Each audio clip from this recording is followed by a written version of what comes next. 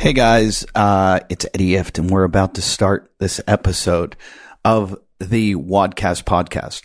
I don't know which episode I'm going to release. While I'm doing this introduction, I'm deciding between a couple episodes. It's weird. We have a bunch of backlogged episodes, but I recorded one today that I feel like needs to get out there because the Open is coming out on Friday. And it starts on Friday, the Open workouts. And this athlete that I interviewed today, we just talked about it, and it would be stupid if I released this in 3 weeks. So I think today you're getting James Newbury. You are going to get Dr. Jason Worsland. Dr. Jason, as you know, is one of my new favorite people because he invented the Pterygium. And as an old, decrepit, buckling old fart of a man that I am, I've just got pains and aches everywhere. And the Pterygium is my favorite new toy. I came to Australia without mine. I don't know why I did it. My wife's coming over here in a couple weeks, and I'm going to beg her to bring it because it just saves me of all my problems. I swear I put it everywhere. And I mean everywhere, if you know what I mean. Yeah.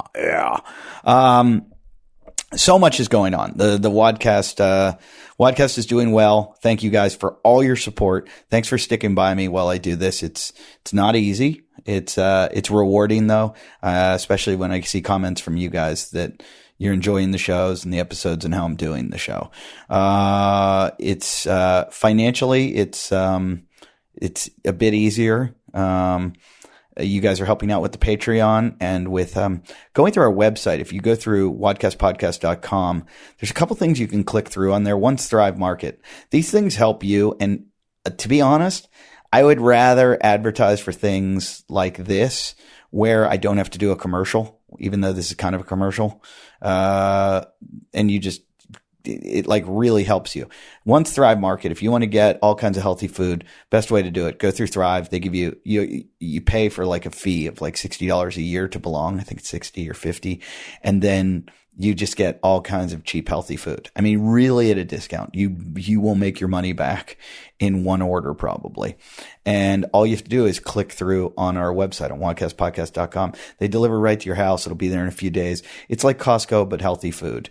Go check out their site at the very least. And I have a feeling you'll decide to sign up. The other thing is, I didn't even realize we put it on there. We became an affiliate of US Grassland Beef. I'm a big supporter of this place. I started out using it when I went to Paradiso CrossFit. They one day said to us, "Hey, you want to get grass-fed beef and order it in bulk and comes to the gym and then you take it home." Well, the same thing can happen to you. You can do it for your gym. You can do it for yourself. You order. I'm not going to swear by this, but I'm pretty sure it's some of the healthiest beef. You can just tell by looking at the way they write up their website that these guys are pretty, it seems like they're pretty conscious about giving you guys a great product. And they have everything from pemmican, which I don't eat, to, if you're into organ meats. But, they've got all the staples of every kind of steak you like, from strip steaks to filet mignons to buffalo, bison, same thing, to Mary's chicken. I believe it's Mary's. The bacon they have nitrate-free bacon. They have regular bacon. They have every kind of meat you want, and it comes to you. And if you order a lot of it, it's really at a discount. So just click through our website and get to it. And they've got snacks. They've got everything there too. So it's a really good place to get your meat. I think they have fish too. I've never done the fish. I do a lot of chicken from them. I do a lot of pork from them. And I do a lot of like ground beef, bison, and steaks. The steaks are a really good deal. So try them out. It's US Grassland Beef. Check out their site. And then another way to support our show is by just donating money. I just uploaded the video of today's show to YouTube. You can watch it. I'm going to make it private. You can only watch it on our Patreon if you give us $3. If you give us $5, then you enter yourself into the possibility of getting a leopard claw, which is a soft tissue multi-tool design for versatile self-mobilization. It increases blood flow while breaking up restrictions in the tissue, and it ultimately helps you move better. And then you can also have a MyoPucks. It's the portable and affordable electronic muscle stimulation. That's an EMS. That's what it's short for. And TENS device. If you've ever used a TENS device, this is more than just a TENS device. It's the TENS device and the electronic muscle stimulator. And it increases blood flow, but most importantly, removes the waste to help you to recover more efficiently. The MyoPucks will also help decrease pain associated from overuse. So when you use both together, it's a game changer. It also helps the Resiliency Project, which are a lot of downrange soldiers of ours that need help, need rehab, need to get back out there and protect you and and this is a really nice thing because they send them out there to them. I use the MyoPucks often. I hurt my knee yesterday just overusing it, just going for a run. I ran trail run, did a 10K, and that hurt. And went home and didn't want to ice it, wanted to hook up the MyoPucks. So, get one of these. The two combined is about $450. We've given away probably 20 of them, and I'm giving away another one right now to Chad Margot. Yeah, Chad, how about that? You donated to our Patreon. And all you got to do is $5 a month. You can give more if that's how you feel about the show, but $5 will suffice. I'll take your $5 every month, and keeps the show going, keeps Machete fed, keeps food on my table, and helps me keep doing these awesome episodes. One of the other things is when you CrossFitters come out to my shows. I was just in Boston, and I worked out at CrossFit Southie. And the girl at the front desk was like, "Oh my God, you're a comedian." She's like, "We go to a comedy show every year and we take the whole gym and we go." And I was like, "Well, then why don't you have me be the comedian?" It's that easy. Just send me an email at WODcastpodcast@yahoo.com. That's WODcastpodcast@yahoo.com.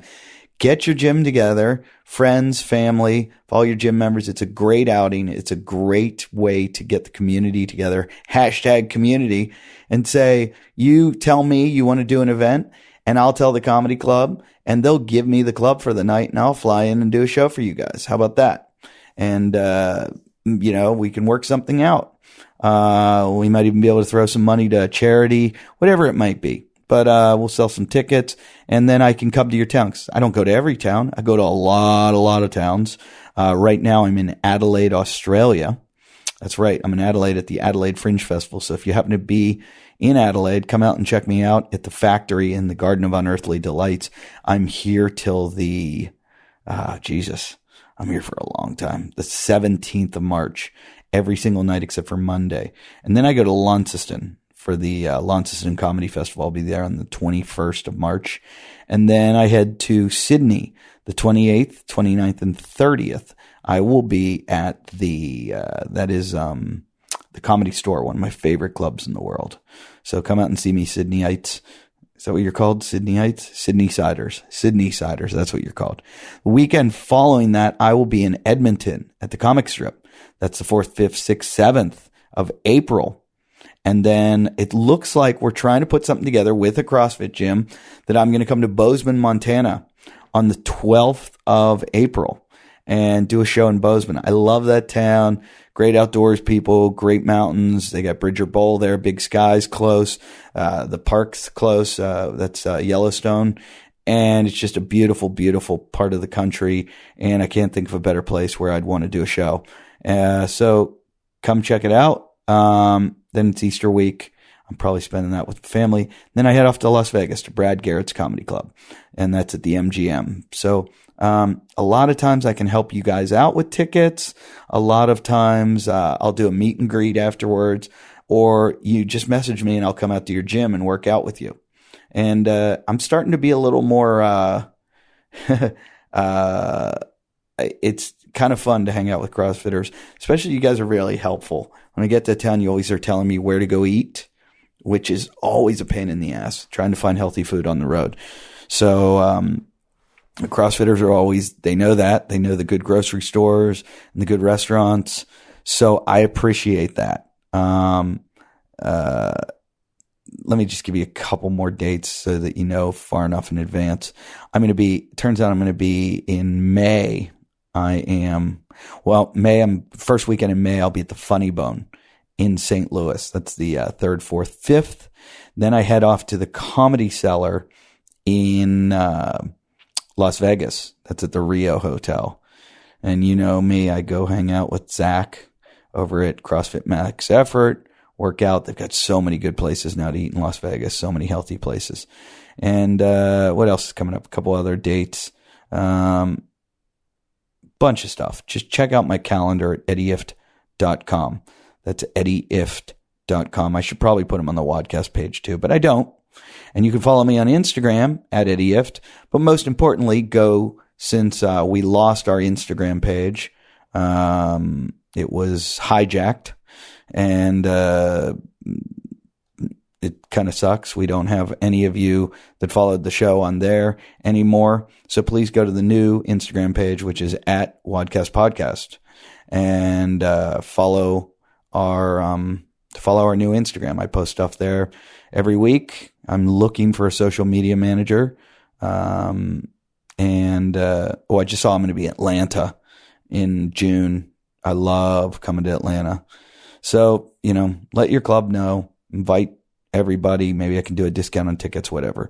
But check out our Instagram at WODcast Podcast. I'm at Eddie Ift, and our Facebook page is always posting lots of good stuff up there. And the videos are on YouTube. And so subscribe to our YouTube page and check out what Armin's doing. Armin, there is no one more knowledgeable right now than Armin with what he's doing.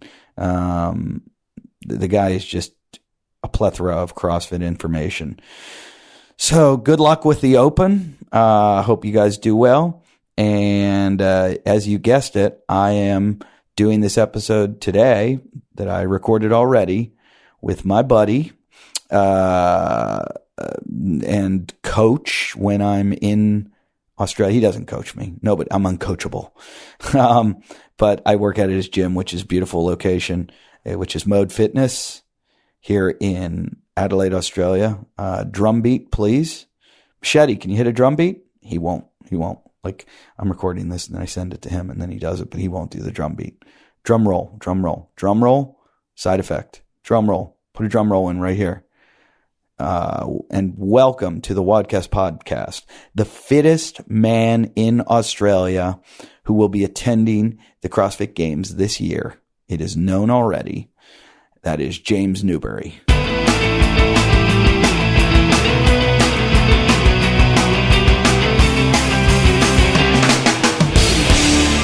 And we are live on the WODcast podcast. I'm your host, Eddie Ift. I'm here in my second home in Adelaide, Australia, doing the Adelaide Fringe Festival, and get to work out at one of my favorite gyms in the whole world.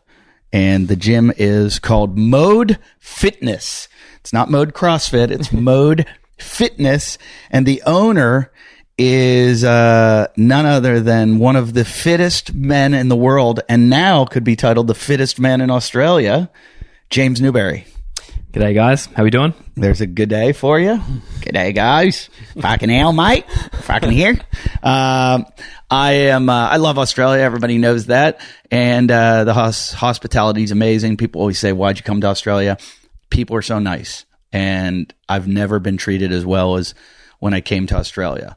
A lot of other countries have been nice to me, but Australia it was like there was an embrace. And it's the same way with the CrossFit gyms. You go in and you're treated like it's your gym. And your gym's amazing. One of the best gyms I've ever seen in the CrossFit world. And I got to say, congratulations. Thank you. Appreciate it. You have earned your golden ticket. Yeah, well, it's good to get it out of the way so early. That's for sure. It's funny that the CrossFit Games this year is, it's like the hardest to get into. And yet there's this black cloud overhead of like, is it going to happen? Yeah. Are we even going to have the CrossFit Games this year? Like, we don't know what's going on. We're just like... The thing is, we're sitting back just thinking, well, we don't know what's going on. We don't know like we kind of know when it's going to be, but we don't know if we're going to be competing for a day and then be cut, and we don't know whether we're going to be competing for 2 or 3 days or what's to go. Like, we're just kind of playing it by ear and just hoping for the best and looking forward to seeing it all roll out. And someone like you, I've watched you work out and train and all that goes into it.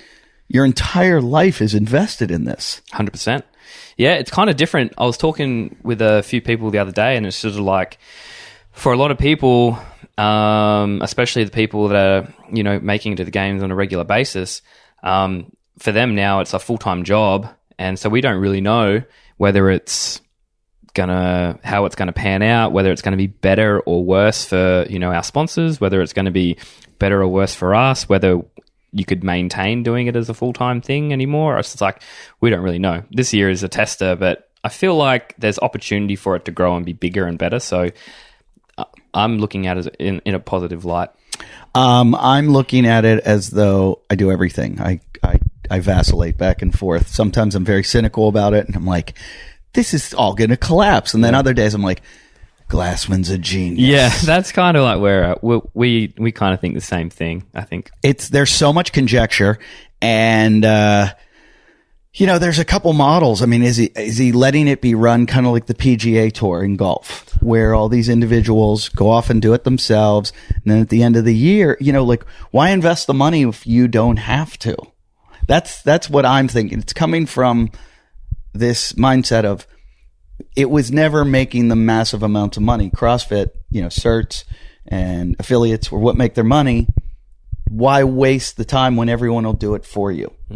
Yeah, I agree. I think it's going to be a bit of a hybrid PGA Tour mixed with the Olympics, because now they're making it inclusive for every country to send someone, and now, but even probably more inclusive because there's no standard.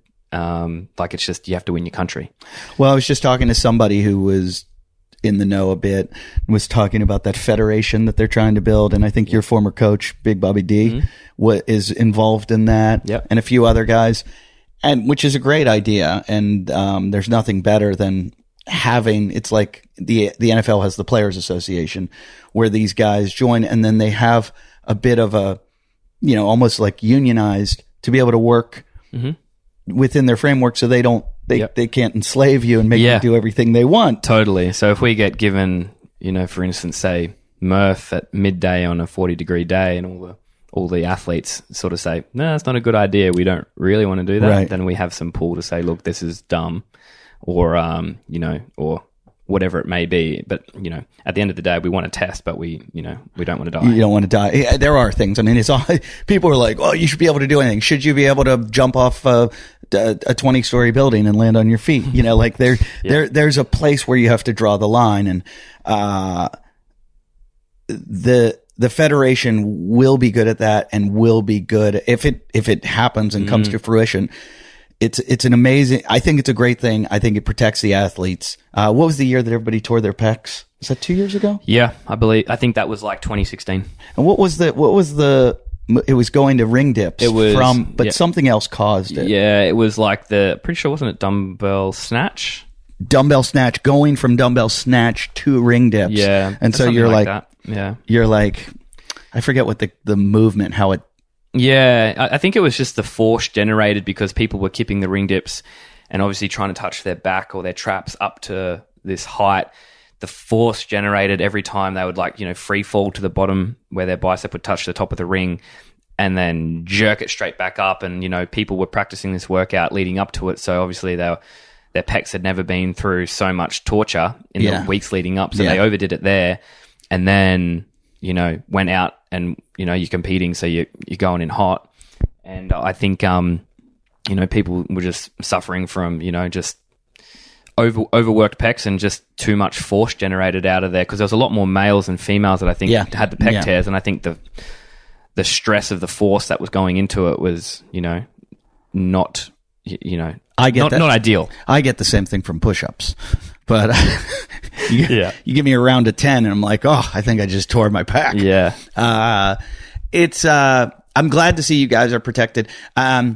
Going into the games, we're going to play Where's Waldo? Where the fuck is Dave Kestrel?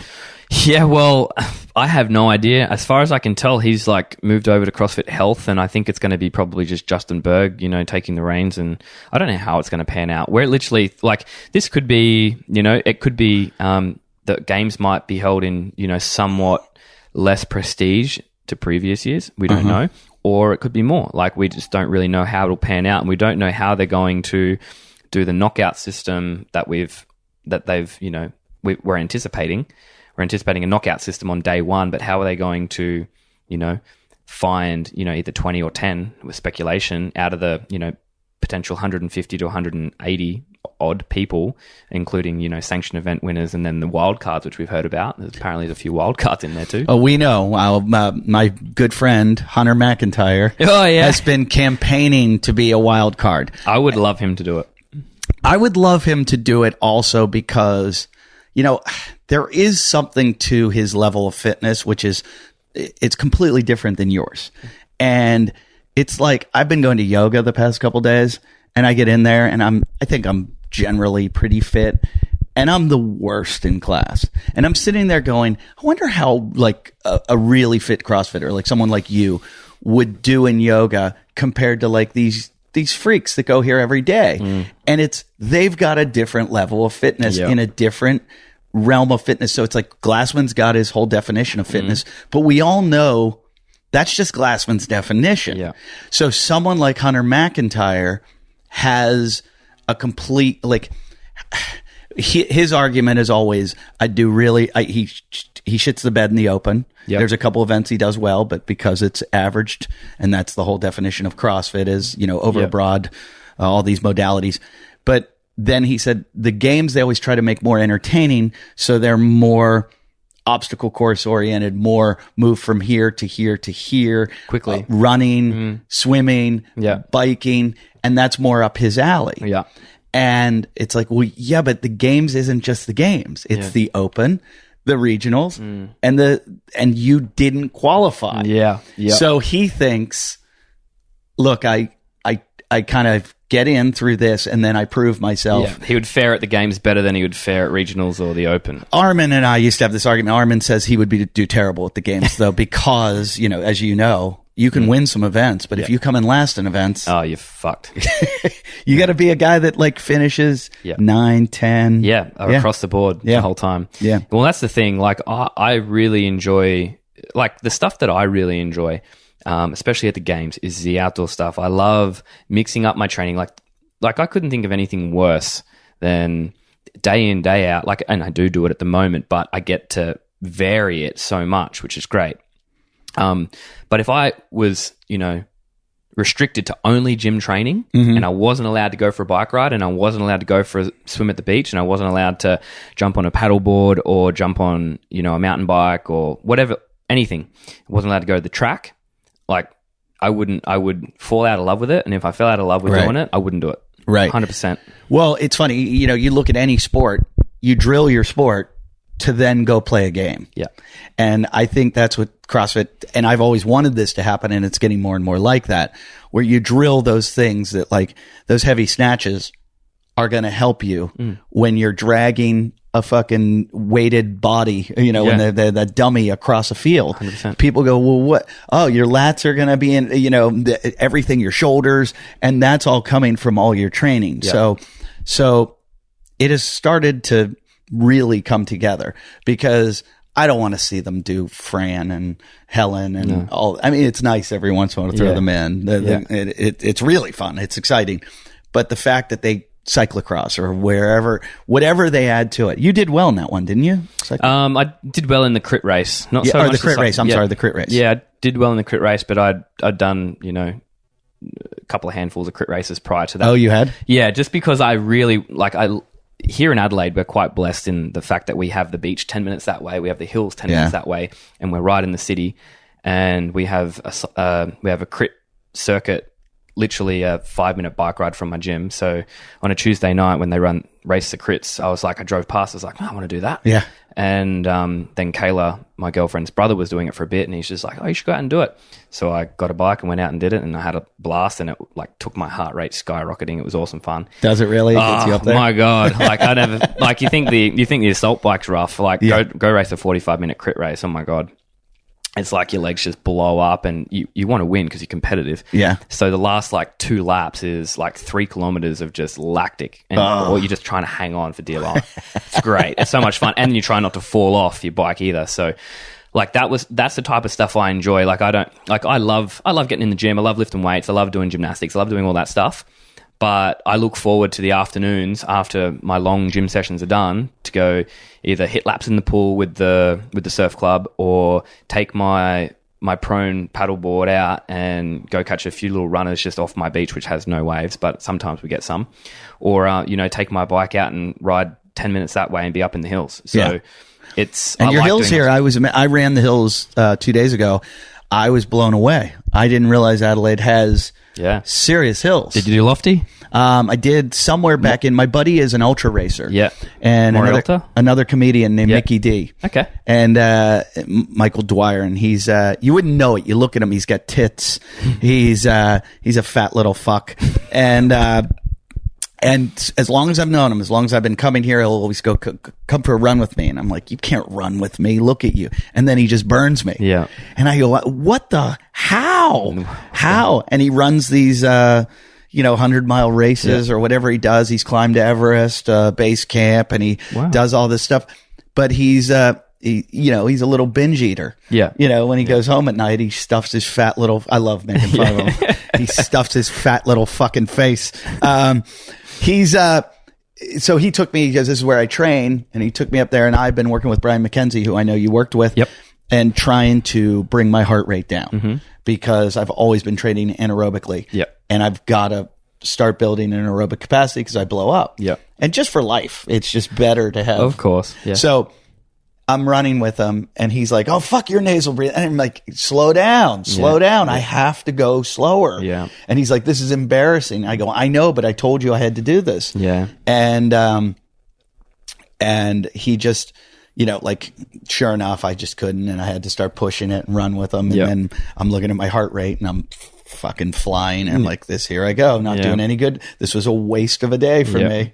But the mountains were incredible. Yeah, they're great. They're really good, and they're tough. Like to get from just the one that most people know about or go to is like you just go to Mount Lofty, and it's it's like 3.8 Ks, but there's a lot of incline in there. I ran that one once. Yeah, a lot of. It was tougher than I thought.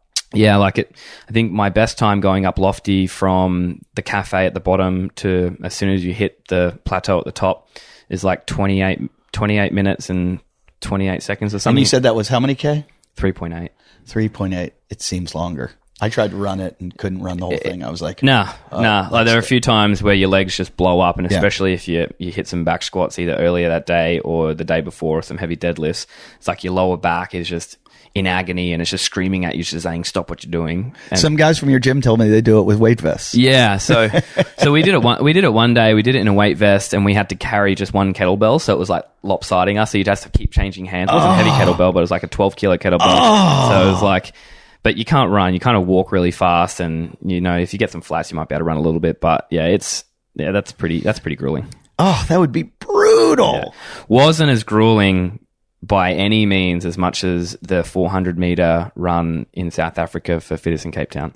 That was one. What was the run? What was it exactly? 400 meters up an incline. The first incline at Lofty is really steep. It's kind of like that, but for 400 meters.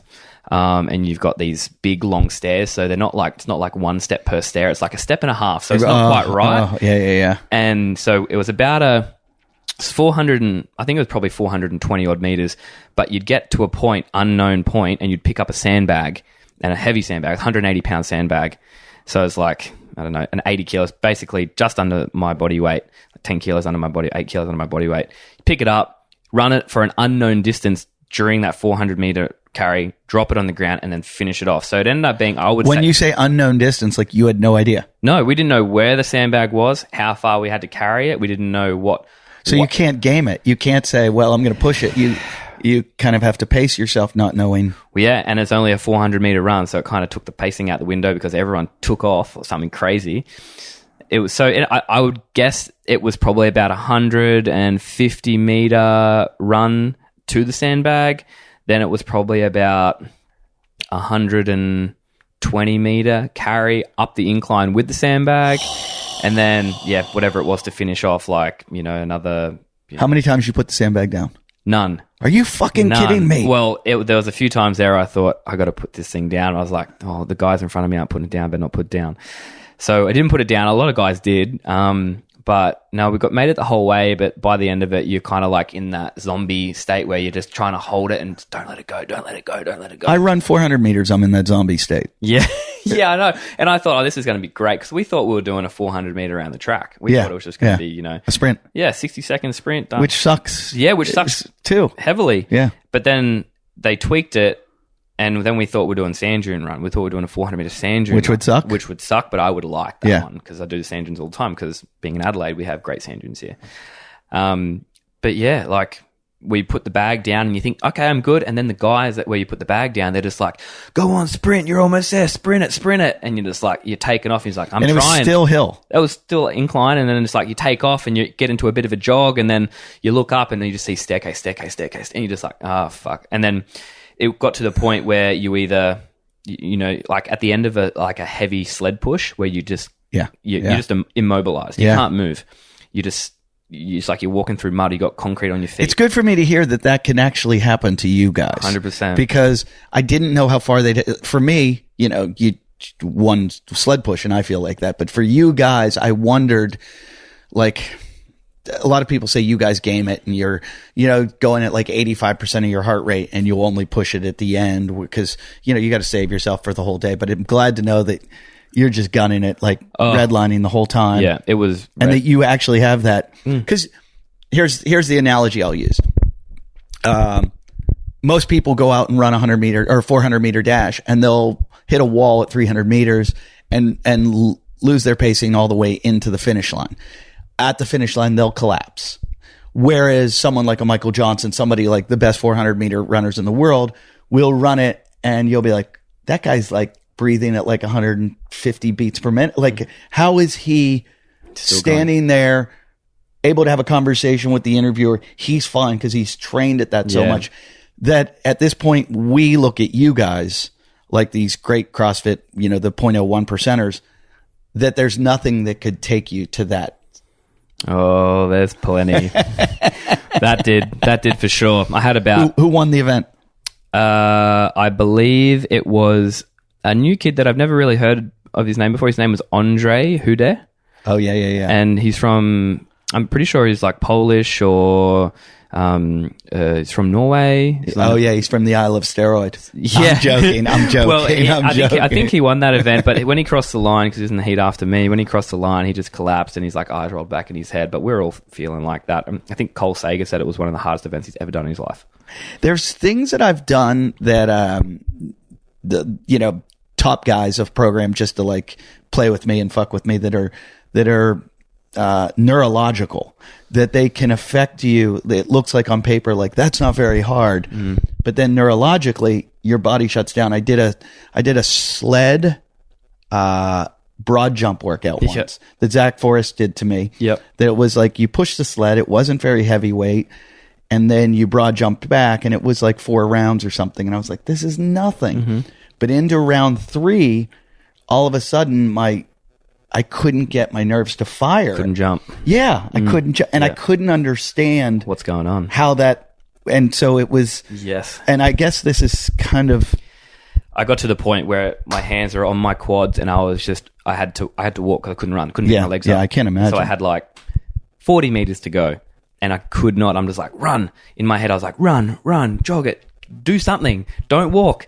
And as I tried to, they would just fail on me. I just had to walk fast walk, but with my hands on here. It's like that old video. Did you ever see the old video of Kalipa when he kept picking up the weight and he just couldn't get it. And it was like, everybody knows he can lift that. Yeah. But his body just would not lift that weight at that point. In Amanda 2010, I remember. Yeah, and I do love that about CrossFit. I love to see them break you guys. Yeah, it was fun. Like I was at the end, I was like, "What the fuck just happened?" How did you finish? I'm sorry, I didn't. I think it was like maybe 10th or something like that. But it took time wise. I'm pretty sure it was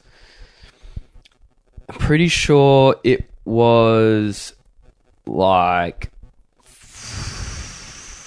I want to say it was 3 minutes.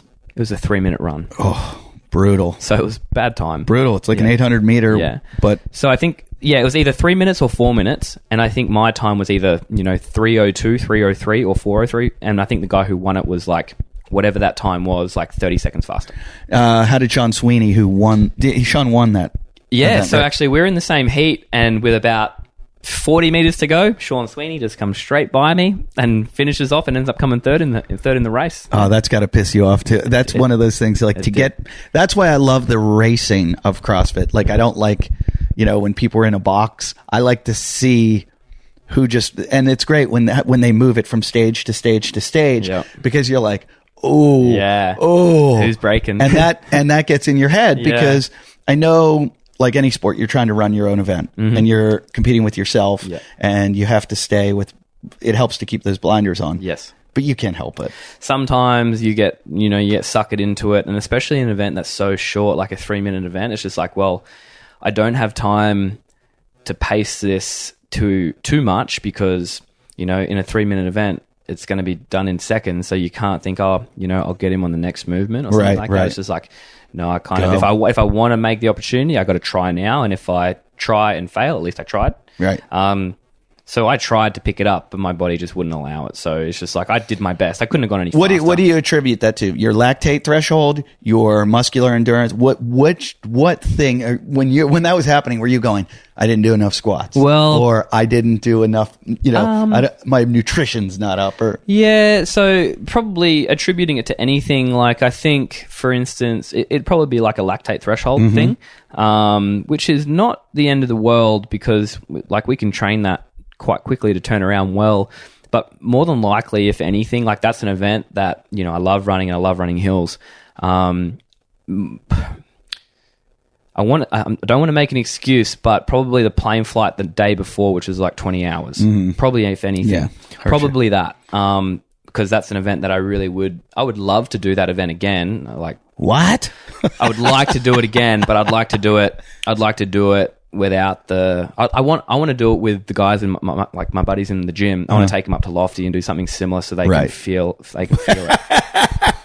And so they can know the pain. And I want to be at the finish line so I can see their faces as they come across. That sounds like when I watched the movie Snowtown. Yeah. I was watching it all alone in bed and I was freaking out so bad I woke my wife up. Yeah. She's like, what are you doing? I'm like, you got to watch this. You need to share this with me. I can't watch this alone. Yeah. And then I told every person on the podcast, not this podcast, my other podcast, I was like, watch Snowtown. And then I would get messages back on Twitter that would just say, @EddieIft. Just watch Snowtown. Fuck you. Screw you, yeah. Fuck you. Why did you do that to me? Yep. And I'm saying that James knows about it because we're probably, about 20K away from Snowtown? It's not far. Yeah, it's probably, Snowtown, it's probably like 90 minutes, a 2-hour drive north of here. Yeah. And it's a spooky little place. Yeah, it's a spooky place. Like some bodies got put in some barrels and in a bank and got left there for quite some time. And the person who did it lived literally about 12 to 15 k's from here. So he did. I didn't know he lived. Yeah, he lived like the Salisbury area. Yeah. And then he took him out there and that was his place. That was his banking place. Yeah, that's where he banked the bodies. Pretty much. It's a disturbing film. If you feel like beating yourself up, because that's what it is. It's you don't walk away from this film feeling good. No. It's like doing Murph. You walk away and you go, I don't feel good. Yeah. Well, there's been a few times where I've walked away from work. I was thinking, I don't feel so good. Like, I think I might die. Did you? Do you think this workout, that hill run, was one of the worst? There's bad workouts. Well, not bad. There are workouts that hurt in different ways. There's workouts that mentally hurt you because they take so long and they're grueling through the whole thing. Then there are workouts that just sting you in a different way. Like this 3-minute workout stung me in a way that I was just like my body was going into shutdown. Whereas, like a longer workout, say, takes 30... Oh, so for instance, let's compare it. We did a sprint Murph like a few days after this event. And that took around 25 minutes, but that hurt in a different way. That was something that I could continue going. My body wasn't in shutdown, but I was at my probably 90% to 95% for, 20 odd minutes. Maybe the first 5 minutes it was okay, but then after that I was like, okay, you just need to hammer down and keep the pace hard. So it was like focusing to say, no, you can keep going, you can keep doing it, but the longer that drags out, at the end of the workout, you're just like, okay, that was a bad workout because you've had to focus your effort for a long time knowing that you can do it. That makes that workout bad in a way, but not to the shutdown point, whereas that 3-minute workout got me to the shutdown point, and that, hurt me in a different way. So I would say in that respect, yes, that was one of the worst ones you could do in a shutdown type of way. Kind of like Aromas with that wall ball GHD hill run that they repeated. Remember when we did it in 2016? Oh, okay. And it was a repeat from like 2009. Right. So that was that, you're running up the hill with this wall ball on your shoulder after doing heavy wall balls and 30 GHD sit-ups, and then your legs are going into shutdown, and I face planted. Like, just couldn't keep my body up. Like, it was same sort of deal. Same thing. I have to take a break in this conversation to talk to you about a little. It's kind of a favor I asked, and they were nice enough to do it. But I said I talk about the Theragun so much on the show. I asked them if they'd give a discount to the WODcast listeners. God, I'd love to get every one of you one free, but I can't do that. But I got 10% off. The new G3 Pro is out. The episode next week, we talk all about it, and it's incredible. It's lighter. The sound is less than the old Theragun. It has 2 speeds. You'll see why you want to use both speeds. I've tried all the competitors. They're nowhere near this. There's a reason this one's more expensive. It's the Gucci. It's the Lamborghini. It's the Rolls Royce. It's the, you pay for what you get. And this is by far the best vibrational tool that you can use to fix your body. So you want to get one for 10% off for the G3 Pro Theragun. Use WODcast 10.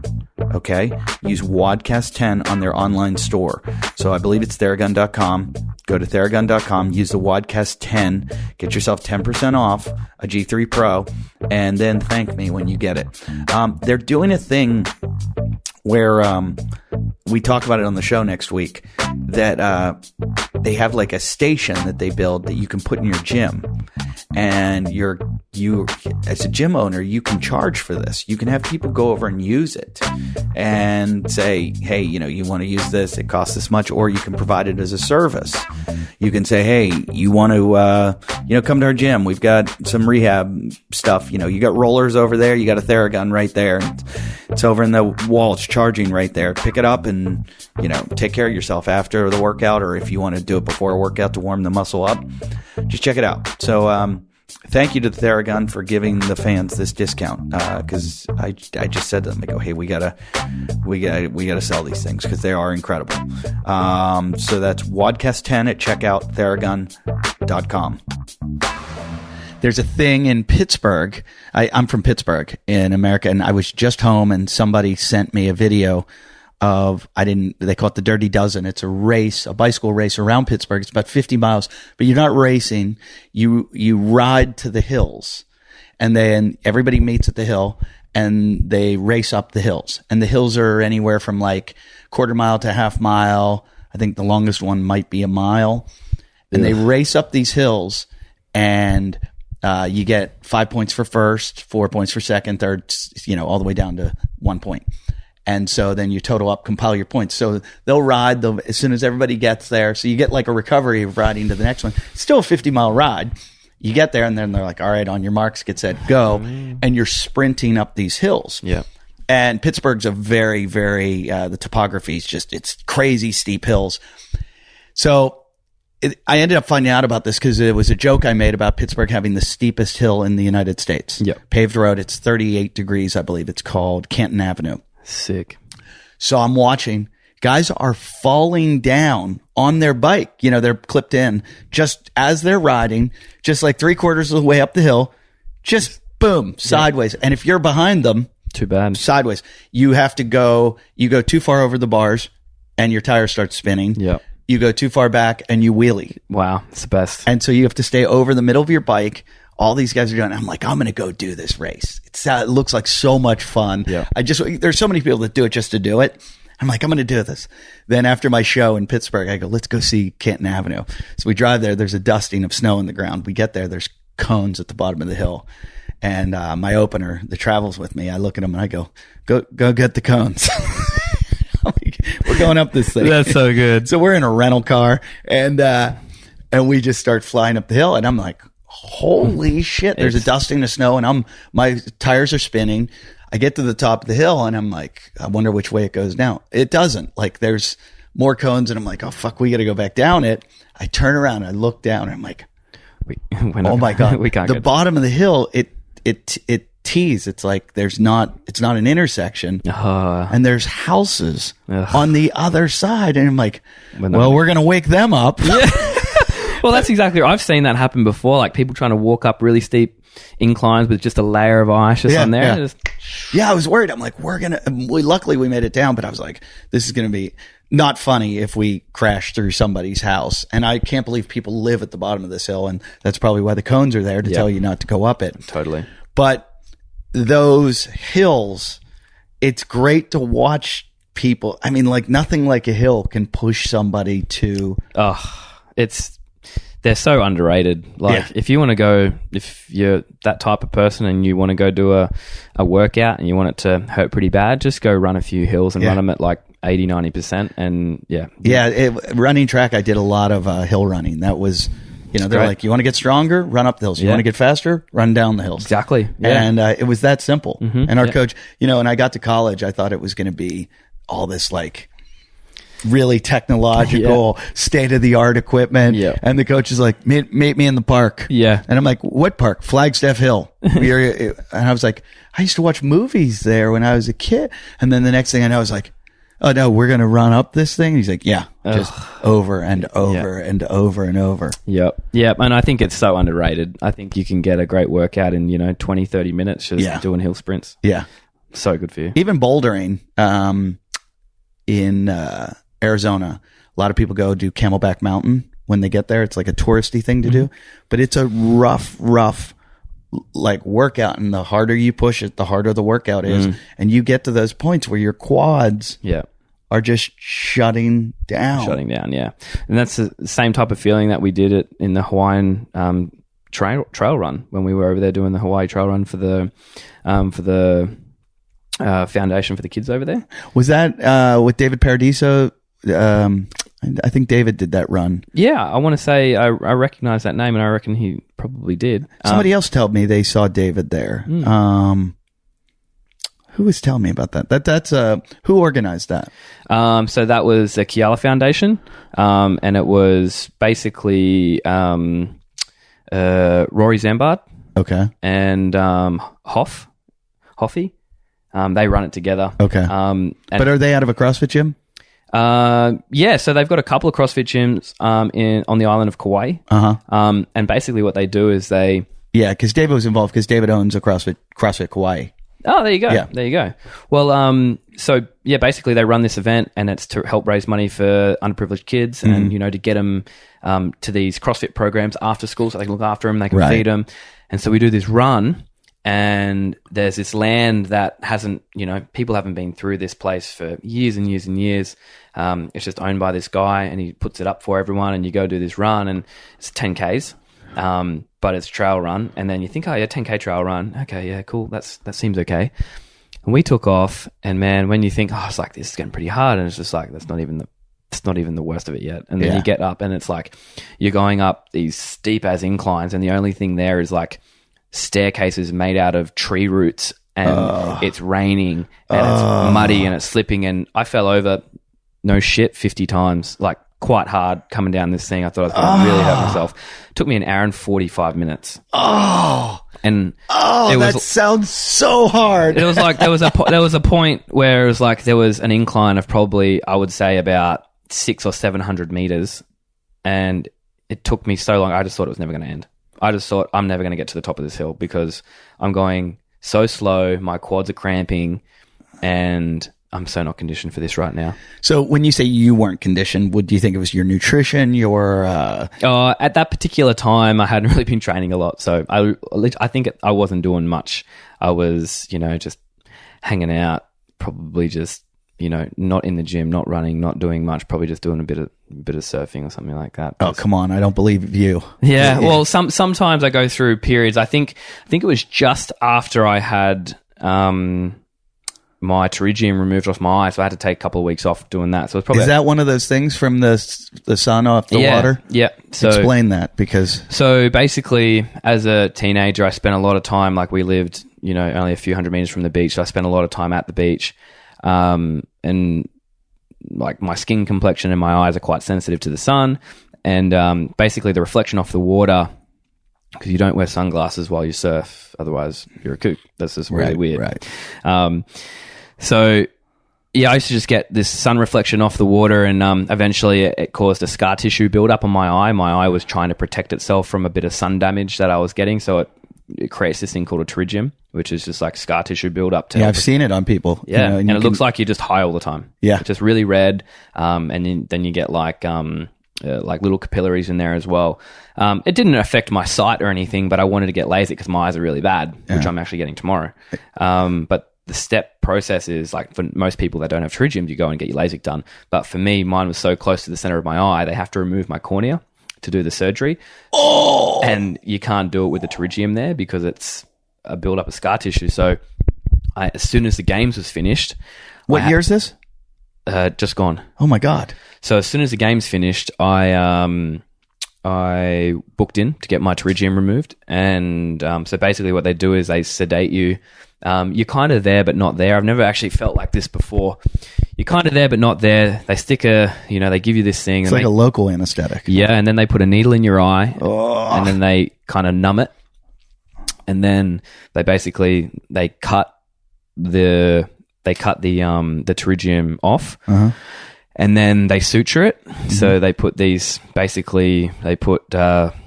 sew it up inside your eye with these things that dissolve, these stitches that dissolve in your eye. Actually, I don't think mine dissolved. I think I had to go back and get them taken out. Jesus, how do you forget that? Yeah, I know. Well, it didn't actually hurt, which was good, lucky enough. But yeah, I remember I was lying down and all I could see was white, and I kind of was there, but not really. The only thing I can remember is they said, if anything hurts, just let us know. And I'm lying there, I was like, please don't hurt, please don't hurt, please don't hurt. And then I just felt this pressure on my eye, and then I kind of felt it sting, and I'm just like, fuck, it hurts. I was like, that hurts. And then all I feel is someone just grabbed my arm, and then something went into my arm, and then everything felt great. It's funny you say that, because people listening to you are like, they watch what you do in workouts and how much pain you can endure, because that's what CrossFit is. And they're like, oh, if it hurt him, what the fuck would it do to me? Yeah. Oh, dude, it buckled me. And I was just like, that hurts. And then, the next thing I know, I was just sitting out in the waiting room with this big patch on my eye, and I was like, it's amazing what that shit can do to you. Oh, man. When they knock you out. I went in to get my wisdom teeth out, and I don't like to be put under. And I watched they make you watch a video basically telling you can die when they put you under. And I'm like, why are they making me watch this? And they're like, legal reasons. I'm like, yeah, but now it's all I'm fucking thinking about. Yeah. So I go, and I've decided day of, screw it. I'm getting them out without being put under. Yep. Just give me lots of Novocaine. Yep. Yank those things out. Yep. I can handle it. Yep. So I'm sitting there talking to the doctor, and I go, listen, I've decided, and I don't even realize that the nurse is on the side of me while I'm talking to him, and she's like rubbing my arm. Getting ready to put And I out. go like this. I go, look, I've decided that I think I can do this. In the chair. And I go, I'm not going to need to be put on. And he goes, you're going to feel a slight warmth. And I go, that's the best. And they just knocked me out, and I was like, I didn't have a say in that. Well, and I woke up. that's the funny thing about getting your wisdom teeth removed. I was having the same issue, and I was like, got to get my wisdom teeth done. And at the time, I was only probably a year or two into opening the gym, had no money whatsoever. And I had this guy come into the gym one day. Funnily enough, he was a dentist, and he did removals. He did wisdom teeth removals. Yeah. And I said, he goes, I'm a dentist. I was like, oh, man. I was taking him for a PT at the time. I was like, dude, I've got this really sore tooth back here. And he's just like, give me a look. Showing, he's just like, yeah, man, you got to get them taken out. Yeah. And I was like, I just can't afford it. There's like $1,500 to get them removed. He goes, if you come in on a day where I'm got some time, he goes, I'll take them out for you for flat rate $200. I'm just like, sounds good. He goes, only thing is, like, we'll just have to do it in the chair, and you don't get any sedatives or anything like that. You just put in a local and that's it. Oh! I was like, yeah, okay, that sounds good. $200 sounds great. So I go in and I'm sitting there, and he's just like, okay, so if any of this hurts, you let me know and I'll put some more in. And so I'm sitting there, and I felt him put these needles all around my mouth, so my mouth is all numb. And then he grabs his pliers, and I know, it's like pliers shifting my head. My head is just, I'm just like, he's like, you okay? Yeah, pliers. It's like they got grease on them. They've just been out in the mechanics buddy thing. And I'm sitting there, and I'm just like, okay, hopefully this doesn't hurt. Hopefully this doesn't hurt. And he's yanking at my head, and my head's going like this and this and this. He's like, you okay? I was like, yeah, I'm fine. And then I felt this pop, and he just popped this thing out, and it's just one tooth came. Then he went around to this other one, and he was struggling on this one. He said he couldn't shift it, couldn't rock it out. And he's like, I'll come back to it. I'm just like, why is he coming back to it? There's obviously an issue here. There's a big issue, and then I'm going to have to deal with this later. He's going around. And Let me get the hammer and chisel. Yeah, and then he's going to pull this other one out, and I was like, mate, that really hurts. And so he gets his needle, and he puts another local in and numbs it down, which is great. And then eventually after 10 minutes, he gets the other two done, and then he comes back to this one that couldn't be moved. And he goes, oh, look, I'm really sorry, but I'm just going to have to crush it. And I'm just like, okay, do what you got to do. And so my hands and feet just started sweating. Yeah, I know. Crush it. And so, yeah, he couldn't pop it out, because you usually get this like real easy, and then it just comes out. But he couldn't do it, so he just gets his pliers in there and he just crushes it. And I've just felt it in my, just go. Oh, fuck, that hurt I me. feel it all over my tongue, just all brittle. And then he has to like pick all the bones out of your gum. And 2 weeks later, I'm fiddling around with the back of my gum, and I felt something sharp in there. I was like, what the hell is that? So I put my hand back there, and I pulled out this thing, and it was like a shard of tooth that was still in there. Like 2 weeks later at a competition that I was doing. It just came out. Yeah. I had a friend that claims he broke his toe or something surfing and never had it fixed. Yeah. And it shattered his toe. And he says that slivers of bone still come out through his skin. Yeah, right. And he just pulls. And I don't believe him, because he also told me he rode a whale. I'm not kidding. He told me, remember when the guy got swatted by the whale in Bondi? Yeah. A guy swam out to a whale, and it was probably a mother, and she was like, protecting her calves, and it with the tail hit him like a seal. So he claims he saw a seal one day, and he is like lives in the ocean, lifeguard kind of guy, and but he smokes a lot of weed, like a lot of weed. And he said he saw this whale in front of all his friends. He paddled out to it, and the next thing you know, the whale like came up, like breached, and he was on top of the whale, and all his friends called him Whale Rider after that. So and so I don't know if I believe his story, but his wife told me that she's like, I wouldn't believe it. But she's like, enough people have told me the story. And I'm like, yeah, he's one of those guys where he'll tell me something, and like 50% of the time, I'm like, there's no fucking way this is true. This is total conspiracy theory. And I can look it up on Google, and I'm like, he's out of his fucking mind. That's funny. And then 50% of the time he tells me something that is so out there, and all of a sudden I'm like, oh my God, he was totally right. He's telling the truth. It's weird when I have these conversations with him. Sometimes I just want to laugh in his face. Like when he told me that bones come out through his skin. Somebody will write in and be like, to the Facebook page or the Instagram, and be like, no, it's totally true. Yeah, and someone will say that can't happen. Yeah, your eye. I went to my eye doctor, going back to what's it called again? Pterygium. I wear contact lenses because I have horrible. What's your level? Oh, I think they are like. It was really bad. It was like, I'm 0.7. Yeah, I think mine was 6. Yeah, so I'm worse. Like I have really bad eyes, and I go, I'm just going to get LASIK. And my eye doctor goes, I don't know. And I was like, what? And I was like, well, I go surfing. If my contact lens gets knocked out, I'm blind out there. I don't know where to go. He goes, those contact lenses are protecting you. I said, what do you mean? He goes, they protect you from the sun because they're UV. Mm-hmm. And he's like, everybody else out there is getting blinded from the sun. And he goes, I would stick with it. I've started to get surfer ear. Yeah, okay. And yeah, I guess right. you guys don't get it as much down here because you don't have the cold. Yeah, it's kind of cold though. It gets reasonably cold, but you won't get anything super bad. Like I get a little bit only middle of winter, but yeah, not if it's summer. I'm going to start wearing the plugs. I just bought them. For those of you listening that don't know. So surfer ear is because of the cold air mostly. I believe it's cold air because you get it usually in one ear, Yep. which way the wind blows.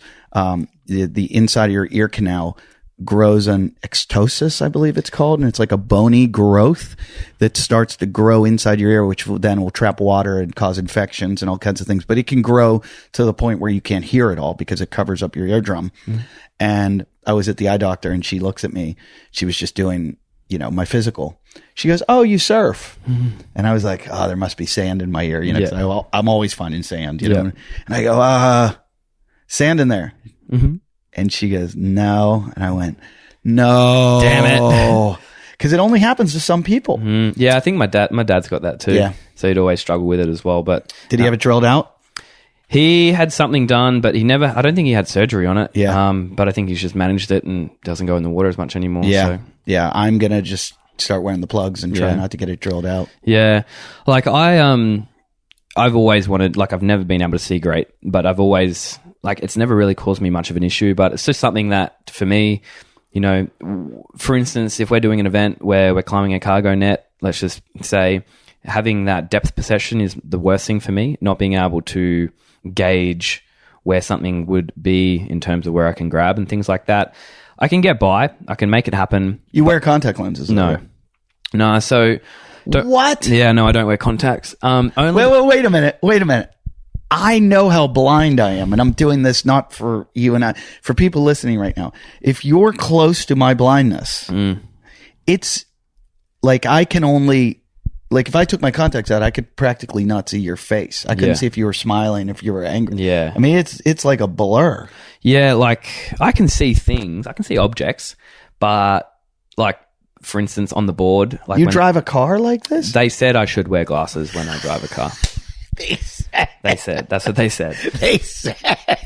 But I just like sometimes I do, sometimes I don't, and then your eyes can't be as bad as mine. Well, they're probably not. I can get by, but like wait a minute. I'm going to go upstairs and grab my glasses. Yeah, okay. And you tell me if it makes you see like you're like, "Oh, I feel great." Yep.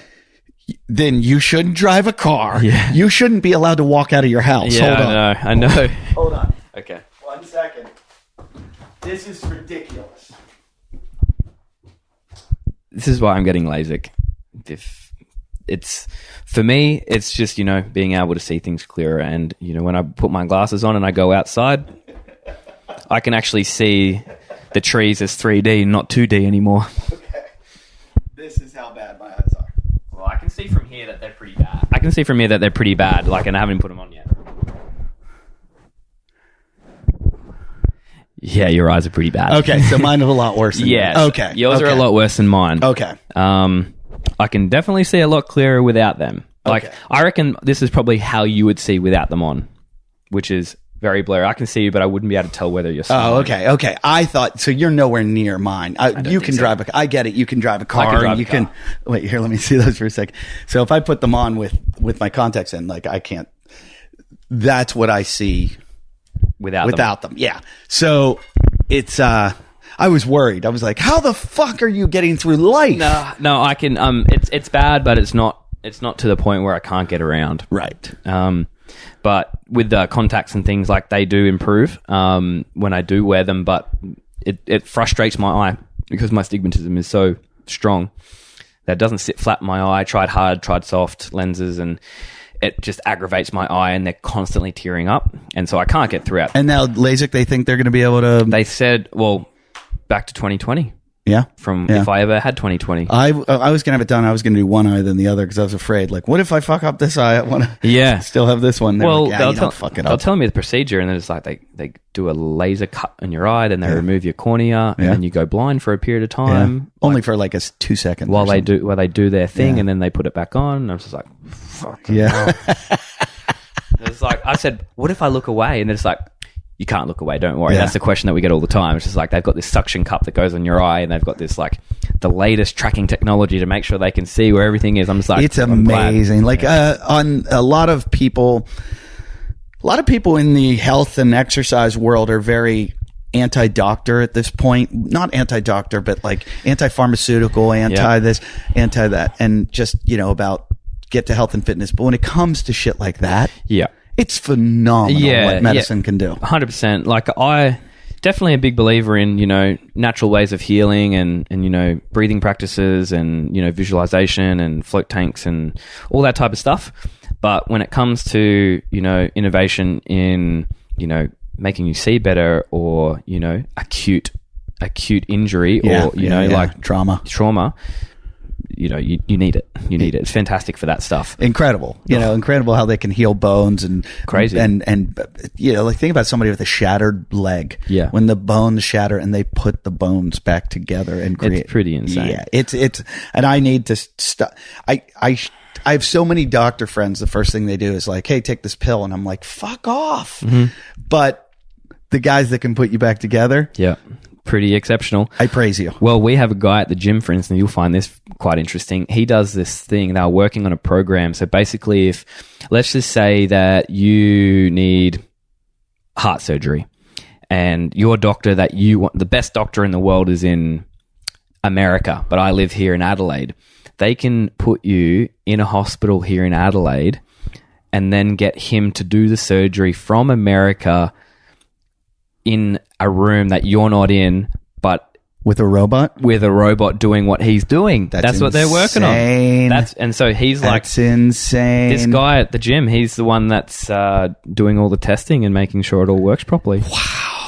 I'm just like, what if there's a power failure? I was just going to say, what if there's an outage? This is protocols. This is Adelaide. My computer's buffering all the time as it is. Like, I can see, oh, what happened? Why do you have frozen shoulder? Oh, the robot was buffering. Yeah. I can't lift my arm above my head now. The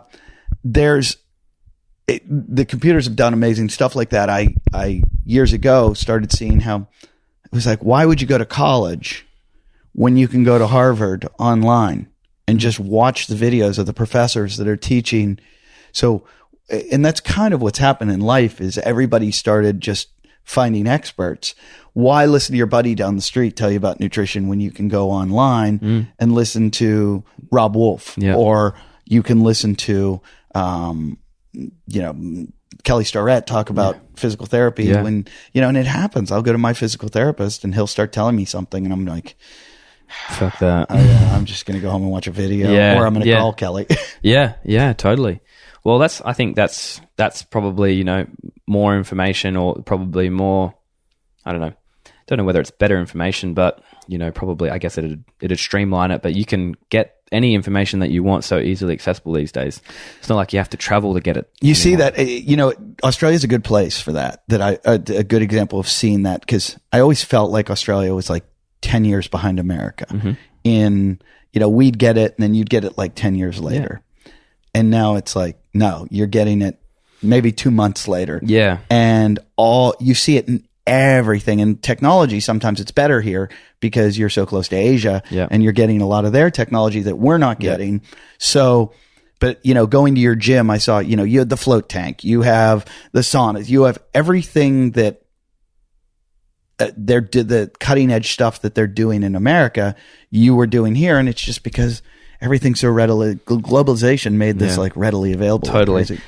I completely agree. And you can even simplify it so much to the fact that when I was in America, I was doing something when I was over there for Under Armour, and I saw all these scooters along the side. I didn't know what it was. I'm like, what are these scooters just sitting here? Yeah. And there's like those black scooters and then the green ones. And then the guy that I was with is telling me that, you can just go up there and you like tap your phone and then you take them for a ride. I'm just like, really?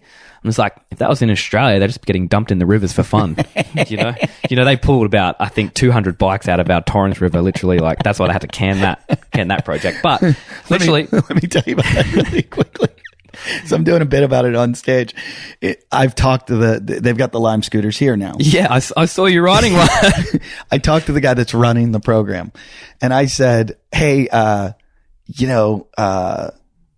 aren't you worried that they're going to throw them in the torrents? And he said, well, in Melbourne, they threw them all in the Yarra. Yeah, they did. And I said, what is like, I thought Australia was this very like pro-environment place and that they cared about like trying to reduce fossil fuel consumption. He goes, oh, mate. He goes, no, they were Chinese. The scooters were Chinese. And I go, oh, so you're pro-environment. You're just racist. Yep. And he was like, oh yeah, mate. He's like, these lime ones though, they'll make it because they're California and everybody thinks they're cool. Yeah. And I was like, yeah, we'll see. Yeah. We'll see. We'll see. Someone will drive past, like ride past along the bridge in the Torrens. They'll run out of money. The scooter will stop and they'll think, fuck this, and grab it and just launch it. Yeah. Just to see what happens. I took one the other day on stage. I was doing it in front of the Royal Theatre, and it was a big gala, and I was like, oh, this will be funny. I'll come out on stage on it. So I had locked it up. I wrote it to the venue, and I'd locked it up. And then I was like, oh, I got to take it upstairs. And I pick it up, and this alarm starts going off. And I was like, oh, I need to unlock it. Yeah. And so I had locked it. I go, and I ride it on stage, and I almost crashed. And then I parked it on the side of the stage, did my set. And I thought, wouldn't it be funny if during my set, somebody walked in and unlocked it and then drove away? That'd be so good. That'd be the best. Well, the thing is, like, we didn't have these scooters 6 months ago. Right. And I'm just like, I said to Kayla, I got back, I said, they have all these scooters there and you can just pick them up and ride them around town. How cool is that? I'm just like, we should do that in Adelaide. Yeah. And then I was like, oh, someone's probably already getting into it and it'll probably be here in 3 or 4 months. And yeah, no shit. 3 or 4 months later, they're all here. Yep. And I knew it was coming. Yeah. In fact, before I even got here, I usually rent a bike to get me like from here to your gym, and which is about, I don't know, about a mile. 2.8 Ks. Yeah. So I was like, why did you run it or something? No, I GPS it. Okay. But I was like, I wish they had the scooters. So I Yeah. Googled it. It's like, they're coming. And Yeah. I was like, when? And sure enough, it was like day 2 that I was here, they launch it. And I was like, yeah. Yeah, I've seen them all over town. I think they're cool. Funny thing is, like, so we've got a couple of Instagram pages around town. One's called Shit Adelaide. Oh, I got to get on that. Oh man, you would love it. Some of the best shit ever. Like you get a whole bunch of stuff for your stage on there. It's like Shit Adelaide. Have you seen Brown Cardigan? No. Oh my, Kook of the Day. I know Kook of the Day. Yeah, so it's kind of like, so Brown Cardigan and Shit Adelaide is kind of like Kook of the Day, but for worldly things, not just surfing stuff. Okay. It's fucking hilarious. Anyway, there were these 2 kids riding down, like I'm running around the block this morning doing a workout, like ridiculous. I was in a bad place. Running around the block, it's a 400-meter loop, and these 2 kids would have been 10, 12 years old, somewhere around there, and they had already like retrofitted the scooter with milk cartons so they could sit down and ride them. And I was just like, man, if I had my phone on me, this would have gone straight onto Shit Adelaide, and they would have loved it. I want to see people jump in them. Yeah. Because you have to be able to. And they go like 16K an hour downhill, like 14 on the flat. And I'm thinking at 16K, if you build a jump, you're going to be able to get some. Yeah, you could get some height, I reckon. Yeah, and I think see. that's probably on the card. Someone will do it. Yeah. So I've got a friend, Iman. You've probably seen him around town. He's like 41 pounds. I don't know what that is in K, but he's light. He's so light. He's like 20K about. Are you serious? Yeah. Really? Yeah, I'll show you. Well, I can't because we're streaming. He's this tall. Wow. There's only 2 people in the world that have what he has, and it's him and his sister, and it's named after his sister. Yeah, right. And it takes it's a genetic thing that only 1 in like 7 million people have. And if both parents have it, the kids, and randomly both parents had it. So, he's tiny, and he always rides around on a scooter, but not an electric one. And I said, we got to get you a scooter. He goes, yeah, they can't make one that with the battery because it'll drag. And I was like, no, we got to get you one because it'll be even funnier than watching you scoot around, watching you on an electric one. Because when he goes by you, you're like, did I just see a squirrel? Like he's that little. He's teeny. I've gotten him shit-faced drunk before. I had to carry him home like a baby. Wow. And he's a great dude, and he's a really funny guy. His name's Iman. You'll see him around town. Yeah, it was I hope to. It was like Quentin who passed away. Yeah. He was. I was seeing him buzzing around town as well. I mean, you grew up probably seeing him your whole life. Pretty much. Like he would be around Adelaide. So in our old gym when we moved, before we moved on Gilbert Street, he would come up and down Gilbert Street every other day. Yeah, Quentin is this guy that was famous in Australia because they did a documentary film about him when he was a young kid, because his lifespan was not supposed to be. He probably died at 40 some years old. Yeah, it was only a few years ago. Yeah. And he was not supposed to live long because he had brittle bone disease, I believe it was. Yeah. And I don't want to sound callous, but he looked like a head in a wheelchair. Yeah, pretty much. That's pretty much what it was. And you're like, when I first met him, I was making jokes about him on the radio, and he showed up at the radio station. Oh, really? And I was like, oh, fuck. So he came on the radio with me, and they were like, you're going to talk shit on him. Here he is. And I wasn't talking shit on him. I just said that when you go to a different city, like you go to New York, you see the Eiffel Tower, the Statue of Liberty. You go to Paris, you see the Eiffel Tower. And I finally saw Adelaide's iconic figure, and it's Quentin. Yep. And so I ended up kind of befriending the guy and talking to him over the years.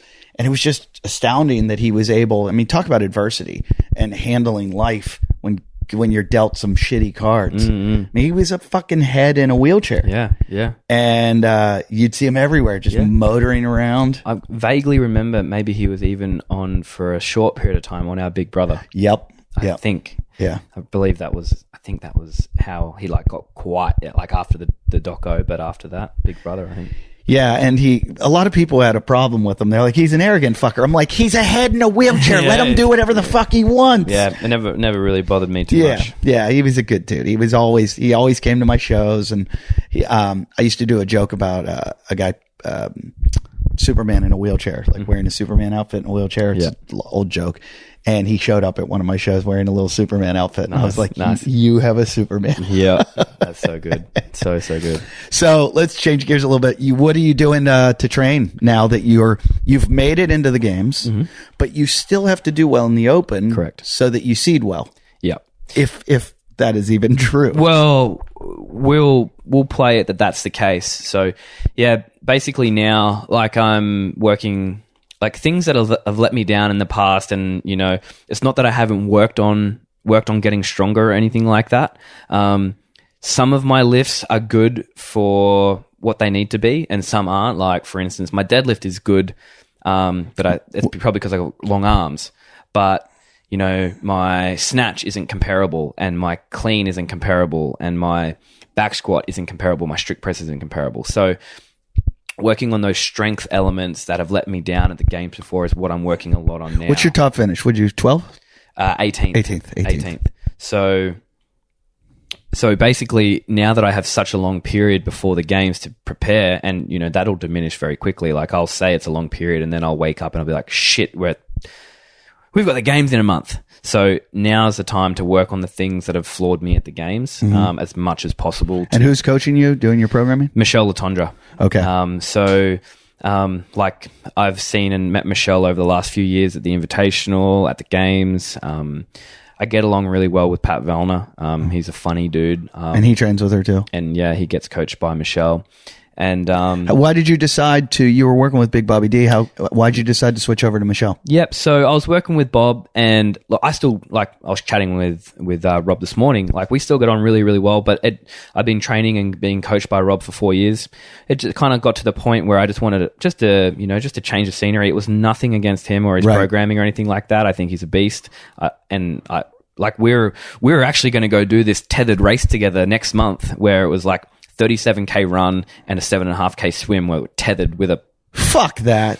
And so we were going to go do that, but he fell off his bike and broke his bone. Olecranon bone. Yeah. And lost his tricep up into the back of his shoulder. That happens to a lot of people. Yeah, he did it again. And he only had elbow surgery like a month ago. That happened to James Townsend. Oh, it's the worst. Yeah, I broke it too. I broke the olecranon, but mine just chipped off, and kind of the tricep pulls it like that. Yeah. And then I just had to be braced, and it came back together. Well, he finished the race after he did this. Like, he was a fucking maniac. But mine didn't coil up like that can happen. Like, that's bad. He said it was painful. He said it's probably the most painful injury he's had. Oh, fuck. So we're not doing that race, but I guess getting back to your question is, I just wanted to change the scenery. I just wanted to change it up a little bit. Why'd you choose Michelle? So after that, I was training with Tia and Shane. Like I wasn't at the particular time. I knew I just didn't want to train. For some reason, after the games, I just didn't want to train. I don't blame you. Yeah, I was just like, you know what? I just want to go to Mentawais and surf. Yeah. And that's all I want to do. I don't want to do anything else. I just want to just live like a regular life just for a little period of time. As you should. And I just got over it, and I was just like, you know what, Kayla, I'm not competing anymore. And I don't know. I think I was having just like a child fit. Or a burnout. A little bit of a burnout. Probably to that point. And I literally didn't start training until a week before the Open last year, like from the games. And so it was probably a good thing because you did well. Well, yeah. So like I remember saying to Kayla, it's like, I don't think I'm going to do it. And only because I don't know, there was something every day I'd wake up the night before, I'd lie in bed and think, yep, I'm going to go train tomorrow. I feel good. I'd wake up the next morning, it's like, I don't want to do it.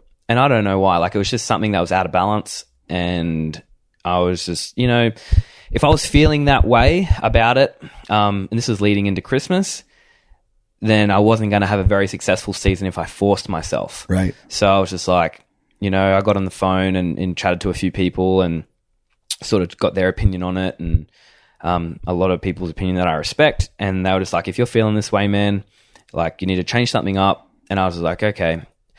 So I ended up telling like Rob that like I'm not really training. I don't know what I want to do. I don't know whether I'm going to compete. I don't know if I just want to go, do some things that I enjoy, like, maybe hit some triathlons or whatever. And so like I basically just stopped getting programming from him. Like we would still chat and stuff like that, but not as occasionally. Do you base your gym's programming on him? Yeah, so he does program for my gym, and he will always continue to, because I think what he does is great and our members love it. It is great. Yeah, and our members love coming in and doing the workouts. And it looks on paper like the hardest thing you're ever going to do in your life, and you get through it somehow, always. Mm-hmm. And then when you're done, you feel like you've really accomplished it. Yeah. You're like, okay, I hit everything. I'm checking all the boxes.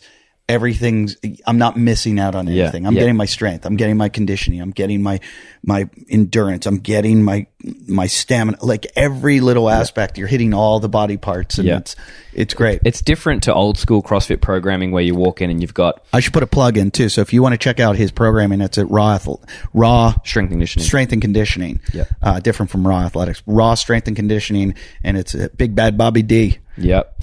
So after that, I had been competing with Tia at the Invitational the last couple of years, and I got along really, really well with her. And we'd spoken about doing some training together prior to that, and we hadn't eventuated it from November, like literally during. Is she in Wollongong? Where is she? No, she was in Gladstone. Where's Gladstone? It's about a 5-hour drive north of Brisbane. Oh, okay. She's way up Queensland, there. Yeah, hot. Flood area. Yeah. And basically, during that off season, I didn't do any training. Then I got a call up after the thing came out with Ricky and said, "Hey, do you want to step in?" Because I was going to coach that team at the Invitational. Okay. And they said, "Can you step in to take that spot and to compete with Rob and Cara and Tia?" And Ricky tested positive. Correct. And I was like, "Oh shit!" I said, "I can do it. Whether I'm going to be good or not is a different story because I haven't trained since the games." So I was like, I don't want to let the team down. So I literally spent a week before we got together, and then a week together just smashing myself, trying to, blow out the cobwebs and get my lungs working again. And, it was fine. Like we did well, we won. So it was good. Like we did okay. Like I could hold my own, but I hadn't trained. I think I was doing some crit races at the time. So I think I was getting on the bike once a week, and then I didn't do any gym sessions. And then after that, like I was like, oh, this might be the motivation I need to get back into training, because I had a blast. Like it was the most fun I've ever had at competition in my entire life. It's doing the team thing. Yeah, 100%. That Invitational in Melbourne, by far the most fun we've had. Yeah. Because we got to hang out as a group. We all got on really, really well, and we competed really well. And yeah, it was fantastic. And I got home and I was just like, all right, let's go train. And then I was like, don't want to do it. I don't know what happened. I didn't want to do it. So I didn't train up until the week before the Open started. Hence my real shitty placing in the first week of the Open last year. And a week before the Open started, I said to Cal, I don't know what I'm going to do. I'm not ready. I can't do this. Like I'm not in any shape to do the Open. And she goes, fuck it. I'm calling Tia and Shane. And so she called Tia and Shane and said, can James come up there? I'll book him a flight tomorrow morning to come up there and train because he's not training. Can he come stay for 2 weeks? And they said, yeah, we'd love to have him. So she comes back to me and says, tomorrow morning I booked you a flight to Gladstone. You're going to go up there and you're going to train. You're going to do the Open for 2 weeks while you're there. I haven't booked you a return flight, but you're going to stay there until you feel good. I was like, okay. So I got on the plane, like quite hesitant because I felt really unfit, really weak, really shit. Got there, probably wasn't as bad as what I envisioned. Like we were doing some back squats on the first night I got there, and it was 150 kilos and felt okay. We were doing like sets of 3 or 4 or 5 or something like that. Felt fine. But we had the Open in a week, and I was like, I don't know how I'm going to go at this. And then the first workout, it was that 20-minute rowing, dumbbell, hang clean, and toaster bar workout. 20-minute AMRAP, flogged me. Did the workout by myself because Tia was down on the Gold Coast for a day doing the workout down at Reebok CrossFit Gold Coast. So I did it by myself in her gym while she was gone. The next morning on Sunday, Shane rings us because Shane went to a weightlifting competition that weekend. A weightlifting seminar.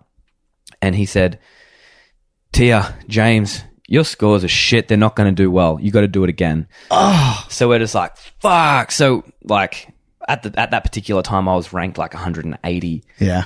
And Tia's wasn't as bad as mine. Like hers was actually pretty good. But so yeah, at 2 hours before the close off happened, we had planned training. We were warmed up. We were about to start our morning's training, and he said, "Screw it, you got to do the Open workout again." And I haven't done an Open workout twice since like 2014 or something like that. I can't imagine. And I was just like, fucking hell, Shane. Tia was saying the same thing. So I was like, all right, let's do it. So I went first, and Tia's just like, James, I'm going to have to really push you here because if you don't get a better score, you're not going to make it back to regionals. I was like, okay. So from like minute 2 of this 20-minute AMRAP, I'm already redlined. Like I'm already so big. Have you ever worn a heart rate monitor just to see what's happening? Yeah, like I've like maxed my heart rate out recently, like in recent years at like 186, and that's in the hole really bad. Like, and that's where I am all the fucking time. Yeah, that's like I haven't had it at 186 for quite a while. Like, well, I'm older than you, but at 186 is about my max. 184, 185. Yeah, mine's about in the same spot. If I can get to 180, I'm working real hard. Yeah. My problem is I'm up there a lot. Yeah. See, I'll average in a tough, like 9 out of 10 workout, I'm at about 160, 165. Wow. I wish. I mean, that's what I have to start. And for people listening out here, that's what I have to start realizing, that guys like you are at 160. So my 160 is going to slow me down and make me scale my weight so much more to stay there. That's where I should be, knowing like, I shouldn't be redlining all the time. Like that. And that's what a lot of people I think are doing wrong. 100%. I think there's a lot of merit to long, really relaxed pieces, like 90 minutes to 2 hours. Go for a bike ride. Keep your heart rate at like 120 beats a minute. Yep. And then other times go and sprint. Just do like sprint repeats for 20 minutes. Right. And that center point where you're just hanging on to that 90% chronically all the time, I think that's probably where people get burned out. I think that's changing. I think right now, especially like you see a lot of interval training, a lot of people saying, hey, get back to doing the long, slow distance. I think that's changing. There's evolutions of this business. Totally. And it's funny how when it hits in one place, it almost hits everywhere. Yeah. It's like an epidemic where everybody will switch from outlaw to this, to the breathing, and I feel like we're there right now where everybody's doing a lot of interval training, but a lot of like, hey, this recovery and this pacing yourself and getting away from that redlining all the time. I think there was way too much burnout. Yeah, and I agree with that completely. Like I know I feel better if I can get out and go for a longer bike ride, a longer paddle, a longer swim each week, a longer run, whatever it might be, but add that into the mix of everything else that I have to do. Yeah. And I do feel good from that. And it's like, you're training yourself metabolically to be able to recover better. Like if you're a more efficient metabolizer, you're going to function better. You're going to have better oxygen supply. It's going to carry better, and you're going to be able to supply your body with what it needs to be able to repair properly. So I guess getting back to your question, I did the Open with Tia and Shane. I did the first week of the Open with Tia and Shane. Knew I needed to work real hard, so I stayed there. Did the second week there. did the 3rd week there. Said, I don't want to go home yet. They say, stay another week. Did the 4th week there. It's like, just finish it off. Did the 5th week there. I ended up staying there for like 6 weeks.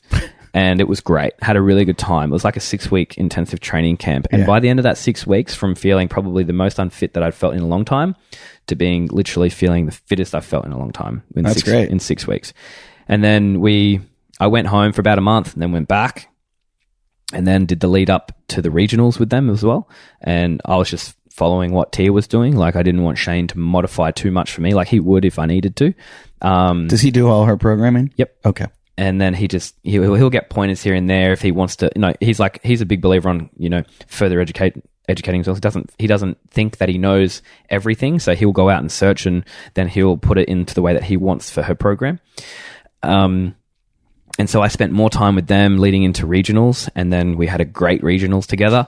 And then we did a whole lead up to the games together as well. We spent some time in Cookville, and that was amazing. And then when Tia decided to, so we had a bit of a break after the games. And then when I wanted to get back to training, Tia had moved to Cookville, where she is now. So she's living in Cookville.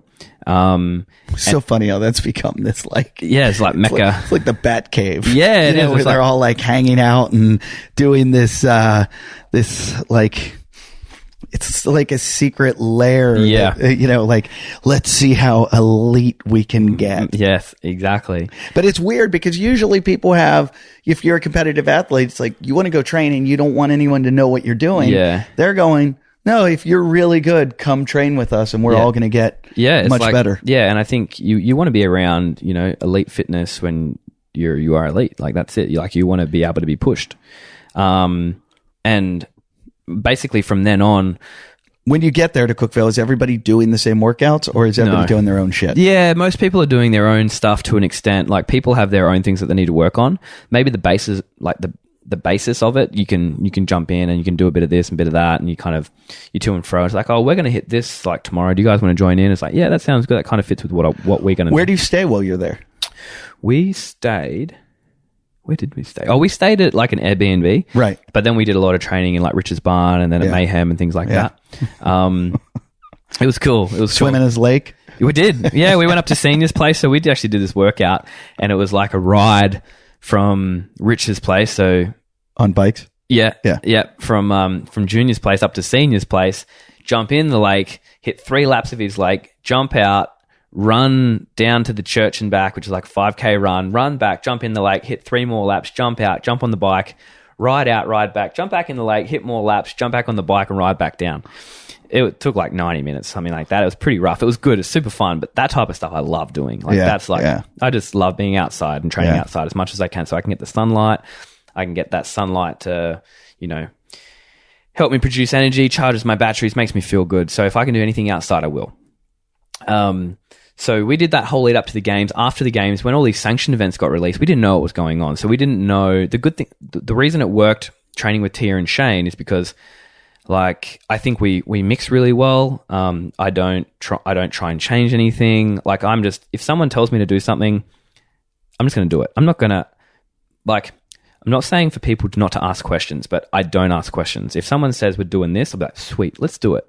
I don't want to beat around the bush. I'm not going to waste time. I'm just if... That's smart.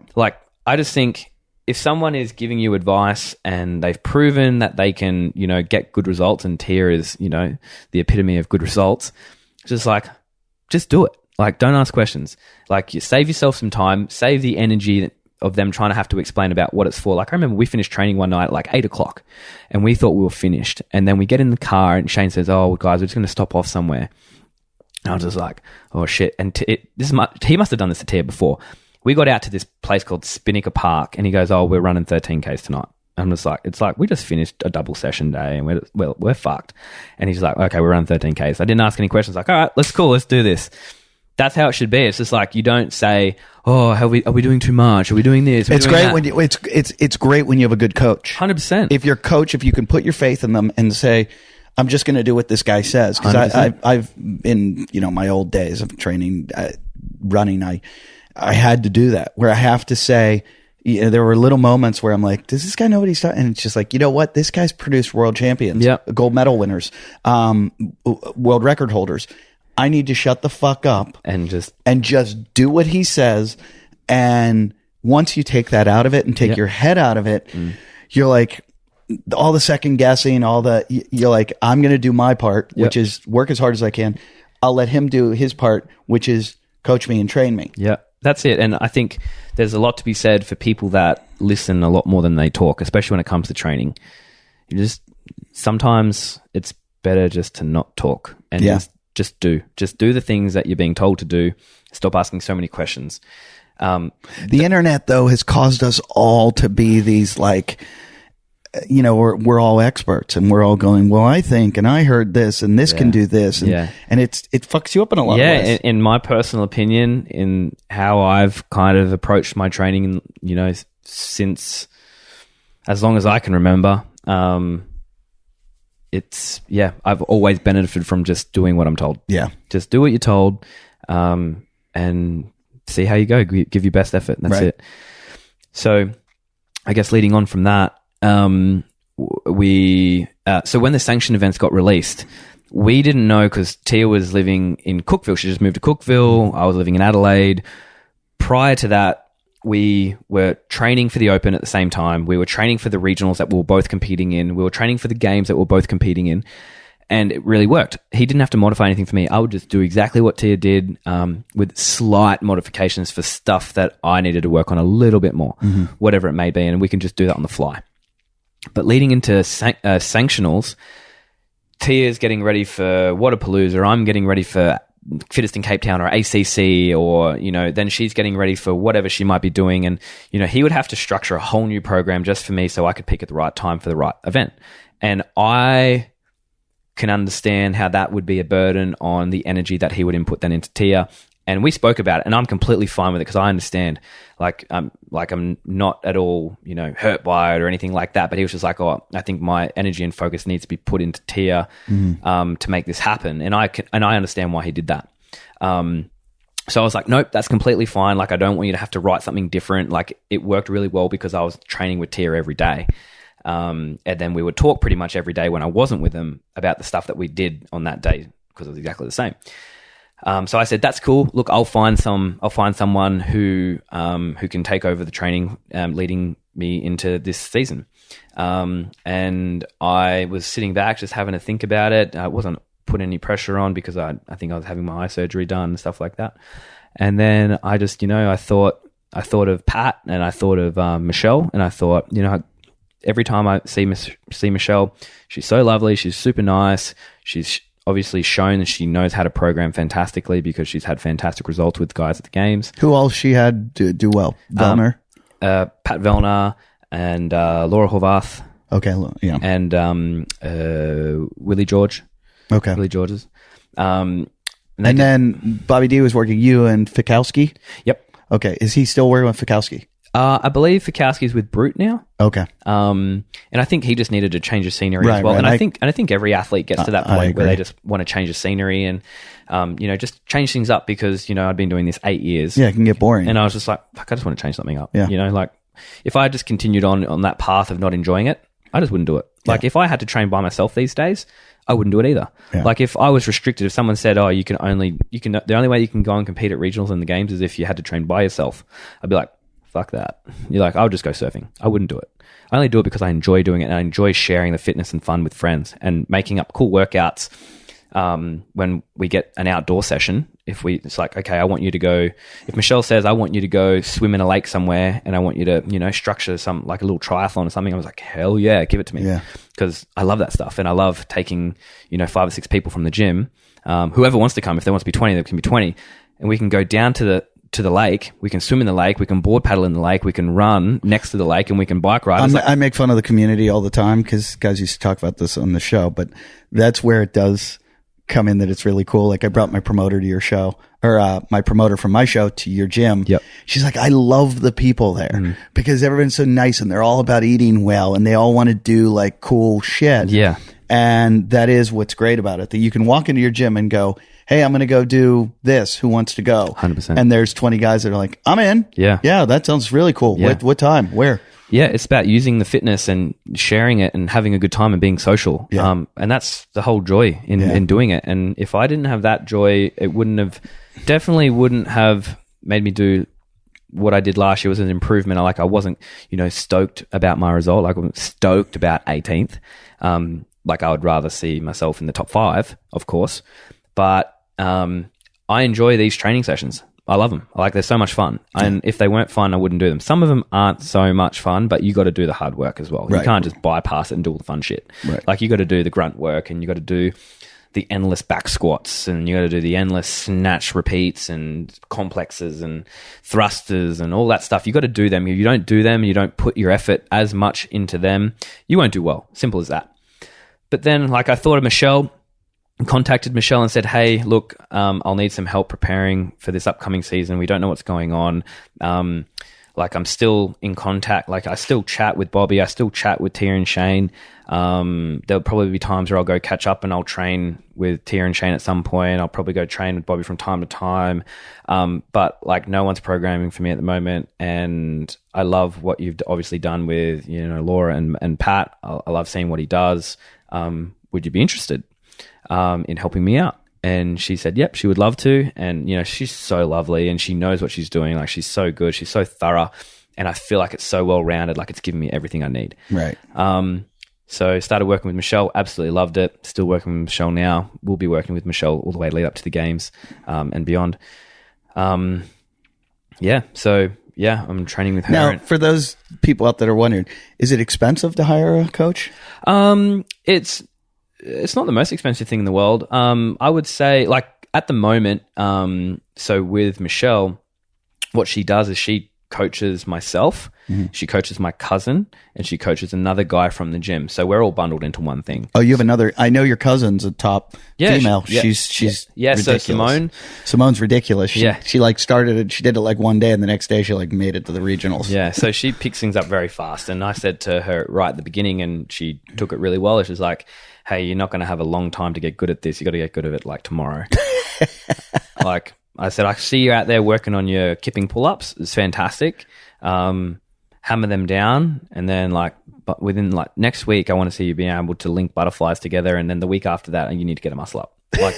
You got to have to. Because if you don't get a muscle up in the next month, you can't wait 6 months to get a muscle up. Right. You'll be too far behind the 8 ball. Yeah. And she got a muscle up. That's amazing. In a couple of weeks. Do you watch, muscle ups are such an important part of games. They're always in some way or some form. Yep.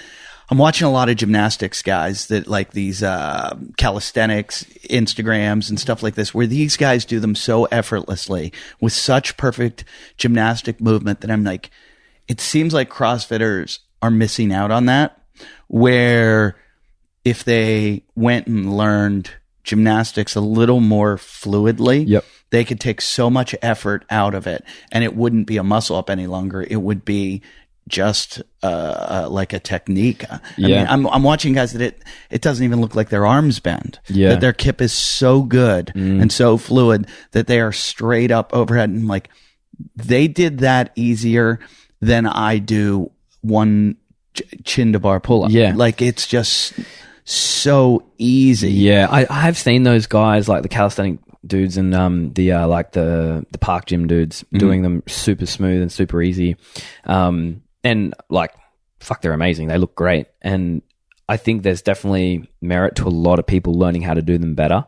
Definitely learn. If you don't have the technique down pat, you're not doing them properly, obviously figure out how to get them better and, go maybe spend some extra time doing it. I just wonder how much time it would take to get that person to then look like them, and by the time that they get there to make them look like that, how much has their back squat gone down? How much has their running gone down? How slow is their mile time gone? Sure. That'd be the thing I'd think about. But it's if you're a good runner, and you Connor always says to me, I don't have to run. He won't run for 6 months. He's it's not going to go away. Yeah. I've got it. Yeah. He's so now it's time to work on this, this, and this. Sure. And I often feel the gymnastics part of it, never is a guy going to come in from gymnastics and just walk in and be great CrossFitter, because he's got to get all his lifts and everything else. And we know that that's something that you've got to constantly work at your strength. Yeah. Because it's just a matter of incrementally getting better and getting better. Stronger. And it's an incremental thing. Whereas these are almost like party tricks. Yeah. Where if you can learn the party trick and get it I watch these muscle ups and I'm That guy could come into one of those like muscle up, swim, Yeah. and probably beat everyone. Yeah, if he could swim decently, decently. Yeah, he probably could do quite well.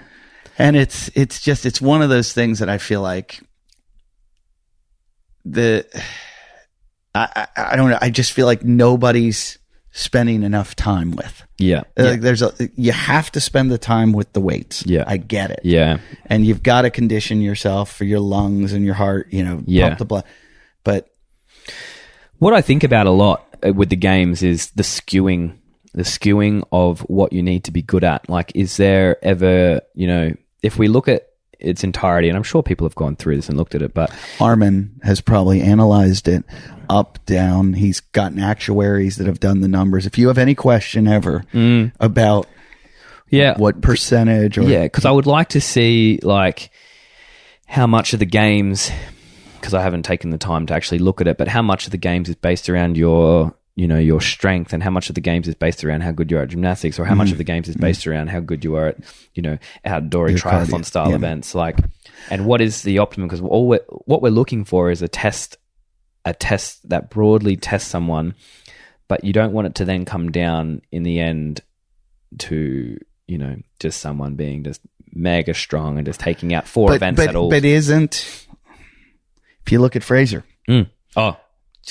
He's great. He's mega strong, mega fit. He's just good at everything. That's the good thing. He's good at everything, but let's be honest. His strong suit is Olympic weightlifting. Yep. It's Olympic weightlifting, and that's an example of power, strength, athleticism. Yeah. And then he goes off and wins the run. So, but his background is Olympic weightlifting. So I often wonder, using him as an example, is not CrossFit like if you were if we brought in 3 guys starting out and we said, we're bringing in this Olympic weightlifter, we're bringing in this top sprinter, 100-meter dash guy, or 400, we always say like 400, 800, 400-meter guy who's got the bulk. He's got some bulk, but he's also can keep it going for a minute, 2 minutes. We got him, and then we got this gymnast who's a strong fucking guy, but he's a gymnast and he's fluid and everything. And we start them out from square one. Yeah. And we start them training. I'd like to chuck in a triathlete in there as well. I'm just worried about the triathlete being a little too weak. Yeah. Yeah, totally. And then we train them all for a year. Yeah. And we come back a year later and we see who's the best CrossFitter. I have a feeling it's going to be the Olympic weightlifter. I agree.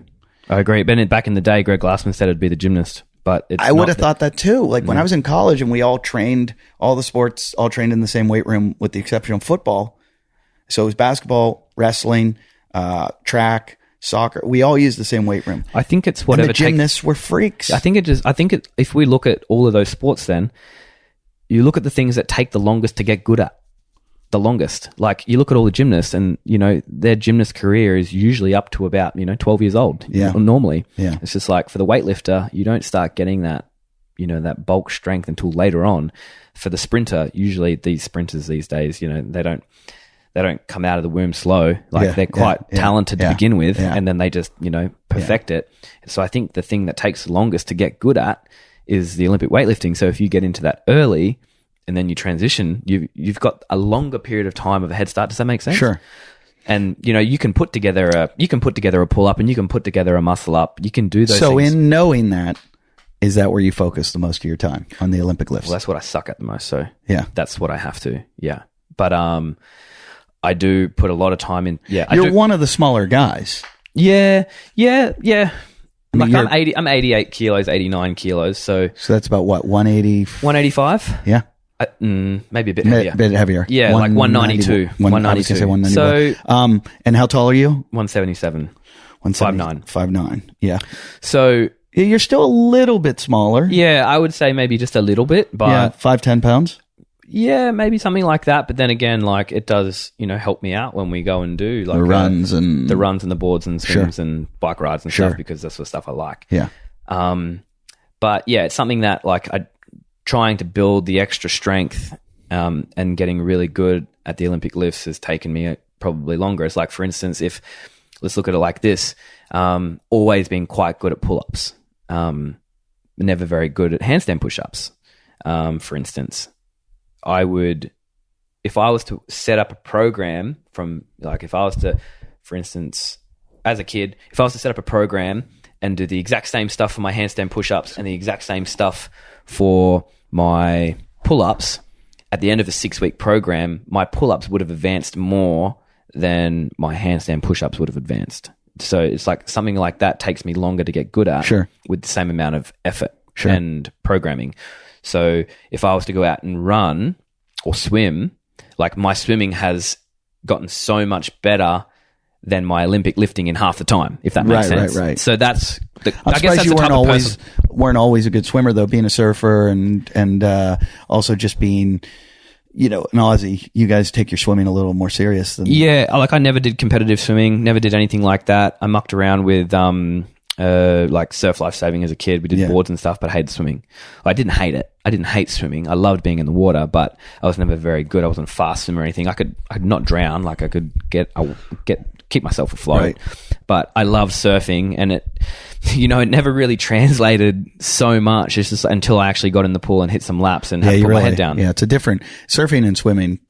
Surfers are usually good swimmers. However, it's a different thing. It's completely different. You're rotating your body where you're not rotating. Breath control. Breath control is a big thing, and I've had a big argument with Armin about the swimming, and I still think that's most CrossFitters' weakness. Yeah. And as much as they train, and I guess real runners, guys that can go out and run a fast 10K, probably look at CrossFitters and are like, you guys are shit. Yeah, 100%. And I'm not a real swimmer, but grew up doing competitive swimming and all this stuff. And I look at CrossFitters like that's the only thing, like competitive CrossFitters, that I could actually, in my day, feel like I'm comparable to CrossFitters, or even could beat guys. You'd beat most, of course. And to me, that shouldn't be happening. Yeah. That I just keep thinking, I don't care how dense you are, your muscle fiber, I don't care how you could also do. It just seems to me with how good you are at gymnastics, how good you are at Olympic weightlifting, how good that they should be better at swimming. And I guess that comes back to my point of the skewing. It's just like you see a barbell multiple times at the games. Why don't we see multiple swim events at the games? Yeah. Why don't we see, multiple bike rides at the games? It's a good point. Yeah. Like, that's the type of skewing I'm talking. And I'm not saying change the games to suit me, because that's stuff I like. But what I'm saying is, do we see the strength or the barbell, or do we see the gymnastics and the muscle ups or whatever it may be? Well, I always, from day one, I thought there's too much weightlifting in it, because when I got into it, it was cross fitness. I want to be able to run up a mountain. I want to be able to swim across. I want to be able to ride a bike. I want to be able to lift a weight. I want to be able to climb something. I want to be able, and so CrossFit was the closest thing to that. And then all of a sudden it became weightlifting. And people's argument was, the weightlifting is going to get you better at everything else, which there is some truth to. There's some truth to it, for sure. But maybe they condense down the events. You don't have so many events for the people that, if there's, let's just pick a number, and I'm not saying this is correct or anything, but let's just say there's 15 events, 2 of them are, longer aerobic ones. Yeah. 4 of them are more gymnastics based, short capacity, whatever they are, and then the other 7 are more weightlifting predominant. Why don't you just bring it down to like 10 events and just have them all even, or something like that? I mean, look, if you look at the Broken Skull Challenge, what Hunter did, that event, I looked at that and I'm like, wow, there's almost everything in that, with the exception of any kind of lifting, any kind of heavy weight, maybe pushing those thing, but that's not even enough. That was the only thing missing from that. But I've always said, like, why make these guys to find the fittest man in the world? Why not do one event instead of, why does it have to be 10 events, or why does it have to be? Well, yeah, then I guess you could look at those, Spartan races that have the pit stops where you've got to, lift some weights and then. Oh, the new one, the X, is it Tough Mudder X? It's the 1 mile race. Yeah, something like that. Yeah, but then it's probably not long enough, I guess. I think Vellner did it. What's his name? Paddy did it. The guy who, the guy whose arms were too long to do, or too. Jacob Hepner? Jacob Hepner did very well in them too. Yeah, and it's a good example. It's a good example. It's I guess it's hard. Like, at the end of the day, you're always going to have someone criticizing how the events are structured and all that type of stuff. I guess we just have to be good at what we're given. And at the end of the day, like, you know, for people like Matt, I think whatever's given to him, he's going to excel at. And don't get me wrong, everyone that goes to the games is very fucking fit. Yeah. But then again, there might be a year for someone that has been to the games and done, you know, say they've done well over the last 3 years, they could get, and, you know, maybe the programming has just been kind of spot on. They could get a year where they just do bad because there's just, you know, the program's not quite right. I think it's there's too much that hold up here because it's wiggles sometimes. Sure.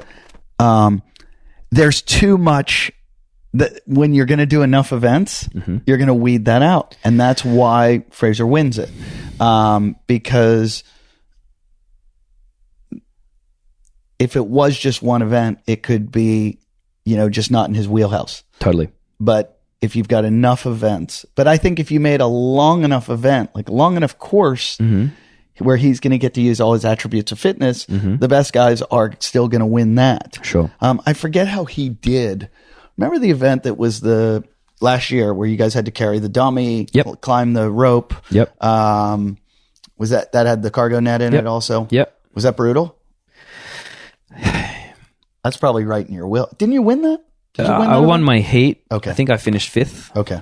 Overall. And that was brutal in a sense. I remember coming back on the run, on the 1.2K run, heavy, like quite out of breath. But it wasn't the worst workout in the world. No. But see, that stuff is quite good for me. Like 2.4Ks of running in a workout is always going to be okay for me. So that was a very fun event. That was one of my favorites. But that was fun to watch. Yeah, it was a cool event. Like, I think it was a very decent mix of a lot of things. Like, you drag a dummy, you climb a rope, you run 1.2Ks, you go through an obstacle course, then you do it again. It's great. It's fun. It's fun. I'm wondering what we're going to see in this, or how much we're going to see.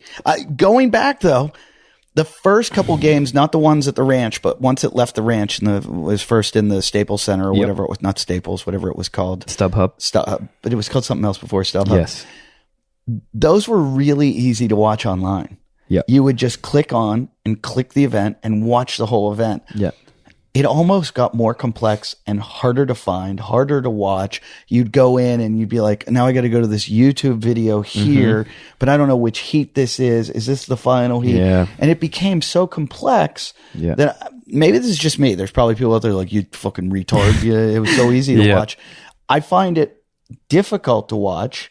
And in fact, weirdly, I was doing a random podcast one day in Podcast One, and this girl's interviewing me for her show, and we started talking surfing, and I had done some work for the WSL, or for Surfer Magazine, and she tells me her husband works for the WSL, and I said, I love, and I'm sure, do you watch the surfing events? I do. And the way the heat analyzer, where you're allowed to go back, and I said, oh, I love blah, blah, blah. And she said, oh, he works in production. She said, he invented that.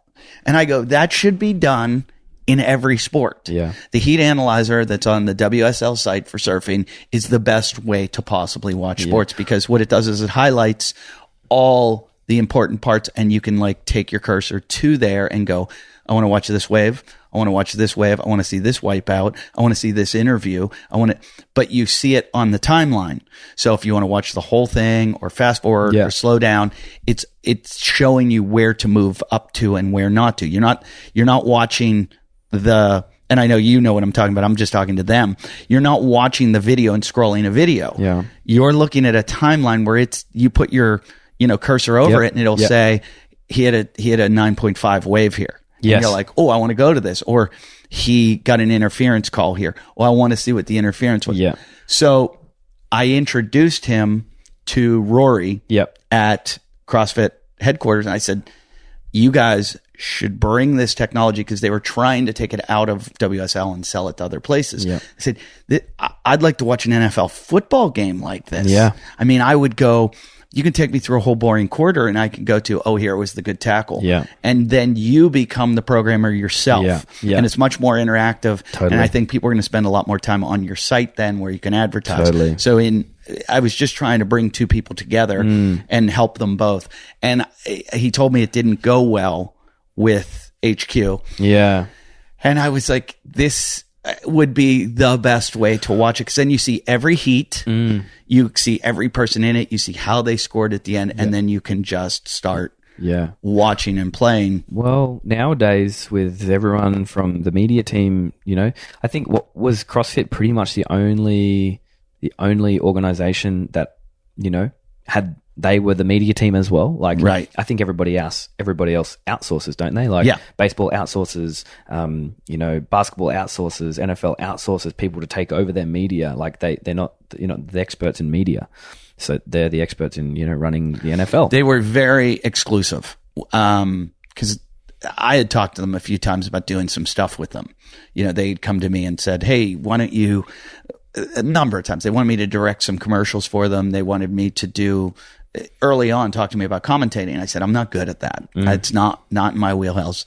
I make fun of people, and it's usually not what people want to hear. Yep. I'll piss everyone off. And so...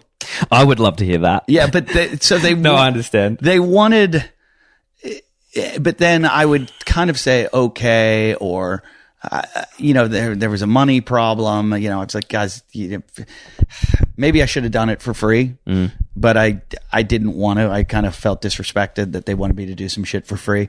And now all these people they fired are out of jobs, are going to come back because they love it. It's all they know. It's what they do. It's their profession. And I see them. They've all popped up with podcasts now. They are all going to do their own media. And my only fear is that they're not going to have the deep pockets of CrossFit. Yeah. So they're going to be doing this as a hobby. Yeah. And sometimes if your hobby, you're not going to be able to put in the amount of work if the money's not coming through. Totally. And so now you're going to see all this randomized media coming from all these different places. It's going to be hard to find. And I'm wondering, nobody knows. There's so much chaos right now. Could this make people lose interest in this? Like I didn't watch the events at the Fittest in South Africa. Totally. I didn't watch because where do I go to? What website is there? A federation? Is there a? There wasn't a standard across the board. Yeah, and that's who's going to take on the? Well, we don't know, do we? No, and that's. I mean, we're going to see it through this games. I mean, I'm sure. And there's obviously been a clash with everybody knows it now that there's that, and I don't think I'm letting the cat out of the bag. No, I don't think so. I think there's been a clash between Glassman and Castro, and we're not seeing Castro and Glassman's going off on this health thing where it doesn't seem like he cares much about the games, or if he ever did, but Castro was leading the charge. So who is, it's like these things are popping up randomly, faceless. Yeah. And who's behind them? And and is there going to be the enthusiasm for the games this year? And even if there is, will we get those numbers? Like when they say, 300,000 people signed up for the games this year. Are they going to tell you if it's down from last year? Will they even tell, or will they lie, or will they go, we're not even going to tell you how many? Yeah. Friday is the open, right? Yeah. First open workout comes out. This is, so we're recording this on a Tuesday or Wednesday. Friday there's not the hype that there usually is. No, it's just like, oh shit, the open is in 2 days. I don't think they're doing one of those WWE events where they bring two people together and have them. No, I think they're doing a strength in depth one, which is, I think the competition, I think there's a sanctioned event on this weekend, and I think maybe at the start of the sanctioned event, they might be doing... They're going to do the open workout. A live, something like that. I don't know. That's what I heard. That's what I heard. But I mean, it's Wednesday. I don't know. And it's like, this is what we hear? No one fucking knows. Well, yeah. And, I would just really love Glassman to come out and to put up a Facebook Live or a YouTube Live and just talk for an hour just about on his thoughts and where he thinks this is heading. I saw it. I went and saw him speak. Yeah, right. And he said, that's not us. So maybe it won't even be CrossFit next year. That's what my prediction of the future, and people are going to come after me for this. And I don't give a shit. And you're probably not the only one thinking it. I'm not the only one thinking it. And as much as people can call me a fucking moron, and they will, it's like, I feel like a sports radio guy, and I get guys like, you don't fucking know anything. Go back and listen to me talk about this 8 years ago on this podcast. And a lot of things that I've said have come true. And a fucking shitload of things that I said were going to happen, predictions I made have happened. So fuck all of you guys that have all given me shit. And here's what I think is going to happen. I think the two are separating, where there will be a federation. There will be the games, the CrossFit functional fitness is not going to die. It's still going to thrive in its own form. Yeah.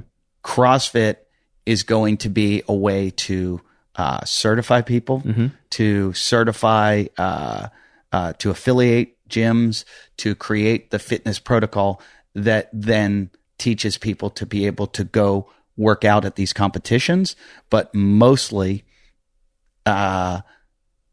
be broader to the everyman. But I believe that CrossFit, like that, is battling a stigma of injury. And, you don't have to say it. And I know a lot of gym owners won't admit it on air, but the average person, when they hear CrossFit, it's synonymous with injury now because of the games. The games created this kind of athlete like you, where guys like me want to be like you. And then I end up in the chiropractor and the physiotherapist and stuff like that.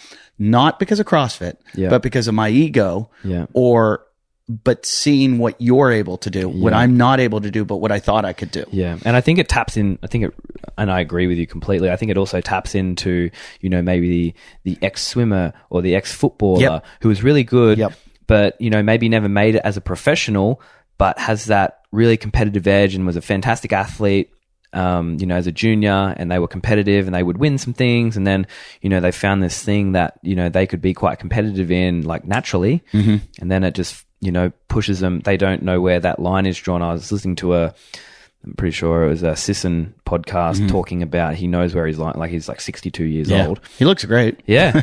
And he was talking about, I know where my limit is. And, if I go play, what's that Frisbee game? Yeah. Frisbee golf. It's like Ultimate.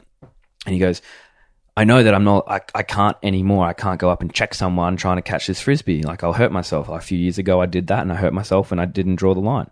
Like, I think for some people, like, it's almost like the Nemo thing. It's just like, I want to do it. Yeah. But then it's just like, you got to be smart about it as well. Like, there's no way, if you were to take me when I thought I was quite fit playing football at 20 years old, and you said, take on this training regime that I'm doing now, guarantee I would be injured within 2 months.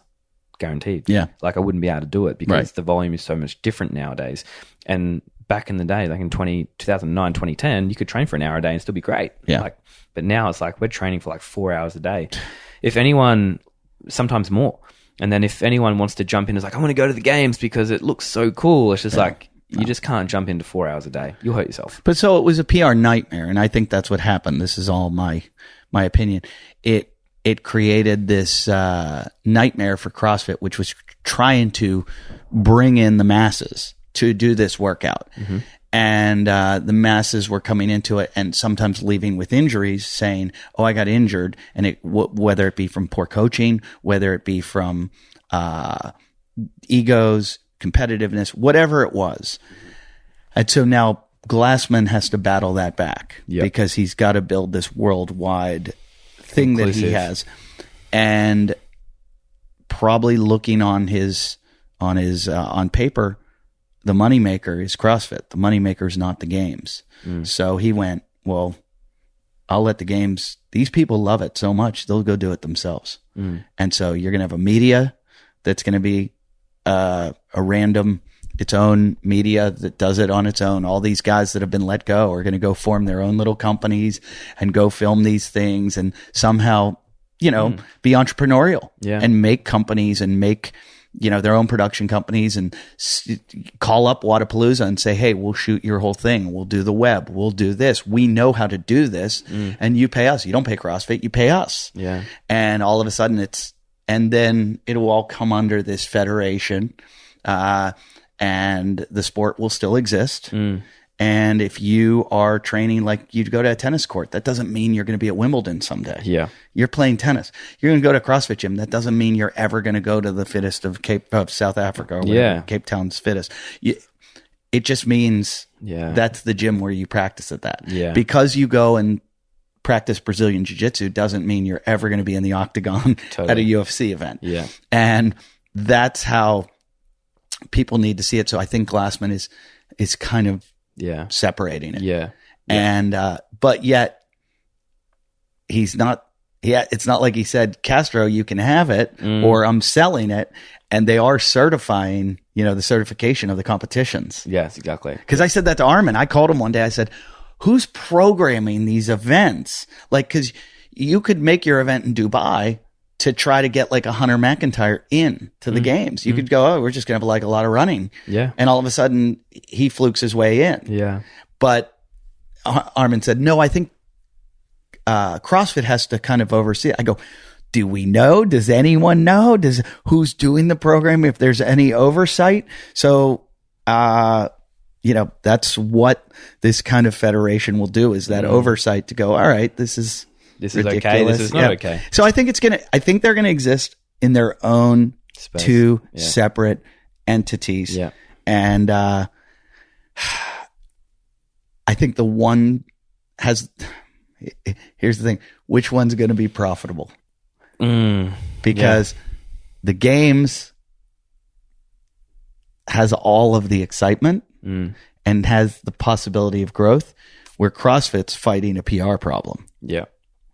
And so, but CrossFit has the chance to be more profitable, like the business model. Totally. But it's got that problem. Yeah. The games. Yeah.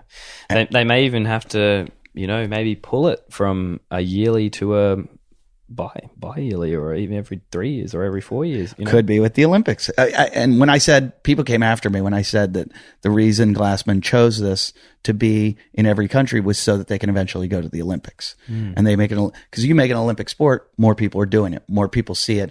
Think of the millions and anyone that disagreed with me on that, you're a moron, because why would you not want to be part of the Olympics and have it in every single country where people go, oh, I want to do this. Where do I go do this? Oh, I go to a CrossFit gym to be able to compete in this Olympic sport.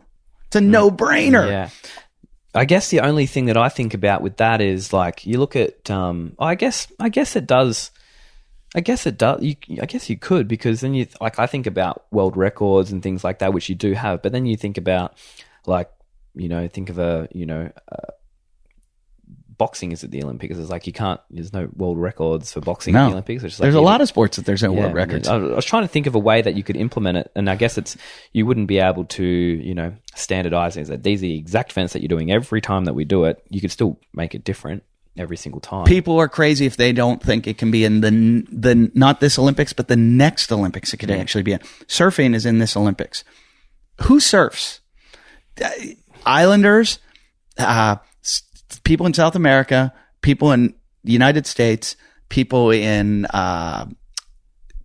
you've got South Africa. There's like 5 good countries at surfing. And it's like you've got South Africa, Australia, Brazil, America, and then you've got Hawaiians. That's it. Yeah. How good are the Swedes going to do, and the Norwegians and the Russians and the Japan they surf. But so CrossFit, there's probably more right now there's probably more people CrossFitting around the world than there are surfing. And that got in the Olympics. So it's not far from getting in the Olympics. Yeah. And once it goes in, that exposure's massive. Yeah. Massive. So that's probably why the tie's staying together. Yeah. There's so much based on conjecture, and so much to theorize, but we don't know. And Friday's going to be... Yeah, we'll see. Well, this will air after that, but maybe I should put this up before then so that we can... Yeah, well, that's the thing. This whole year, it's the unknown. So we're just playing it by ear. So your gym will be doing the workout on Friday?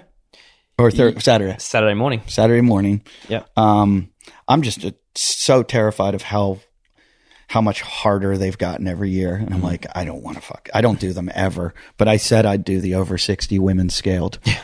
Sweet. Yeah. So I might be at your gym doing that one. That's cool. It doesn't matter as long as everyone's in there having a good time. Yeah. My dad's doing it. My dad's going to do it. Is he really? Yeah. Yeah. So you have to place well so that you seed well. Correct. Okay. So, yeah, I'll be giving it a good hard crack. I'll give it my best, regardless of anything.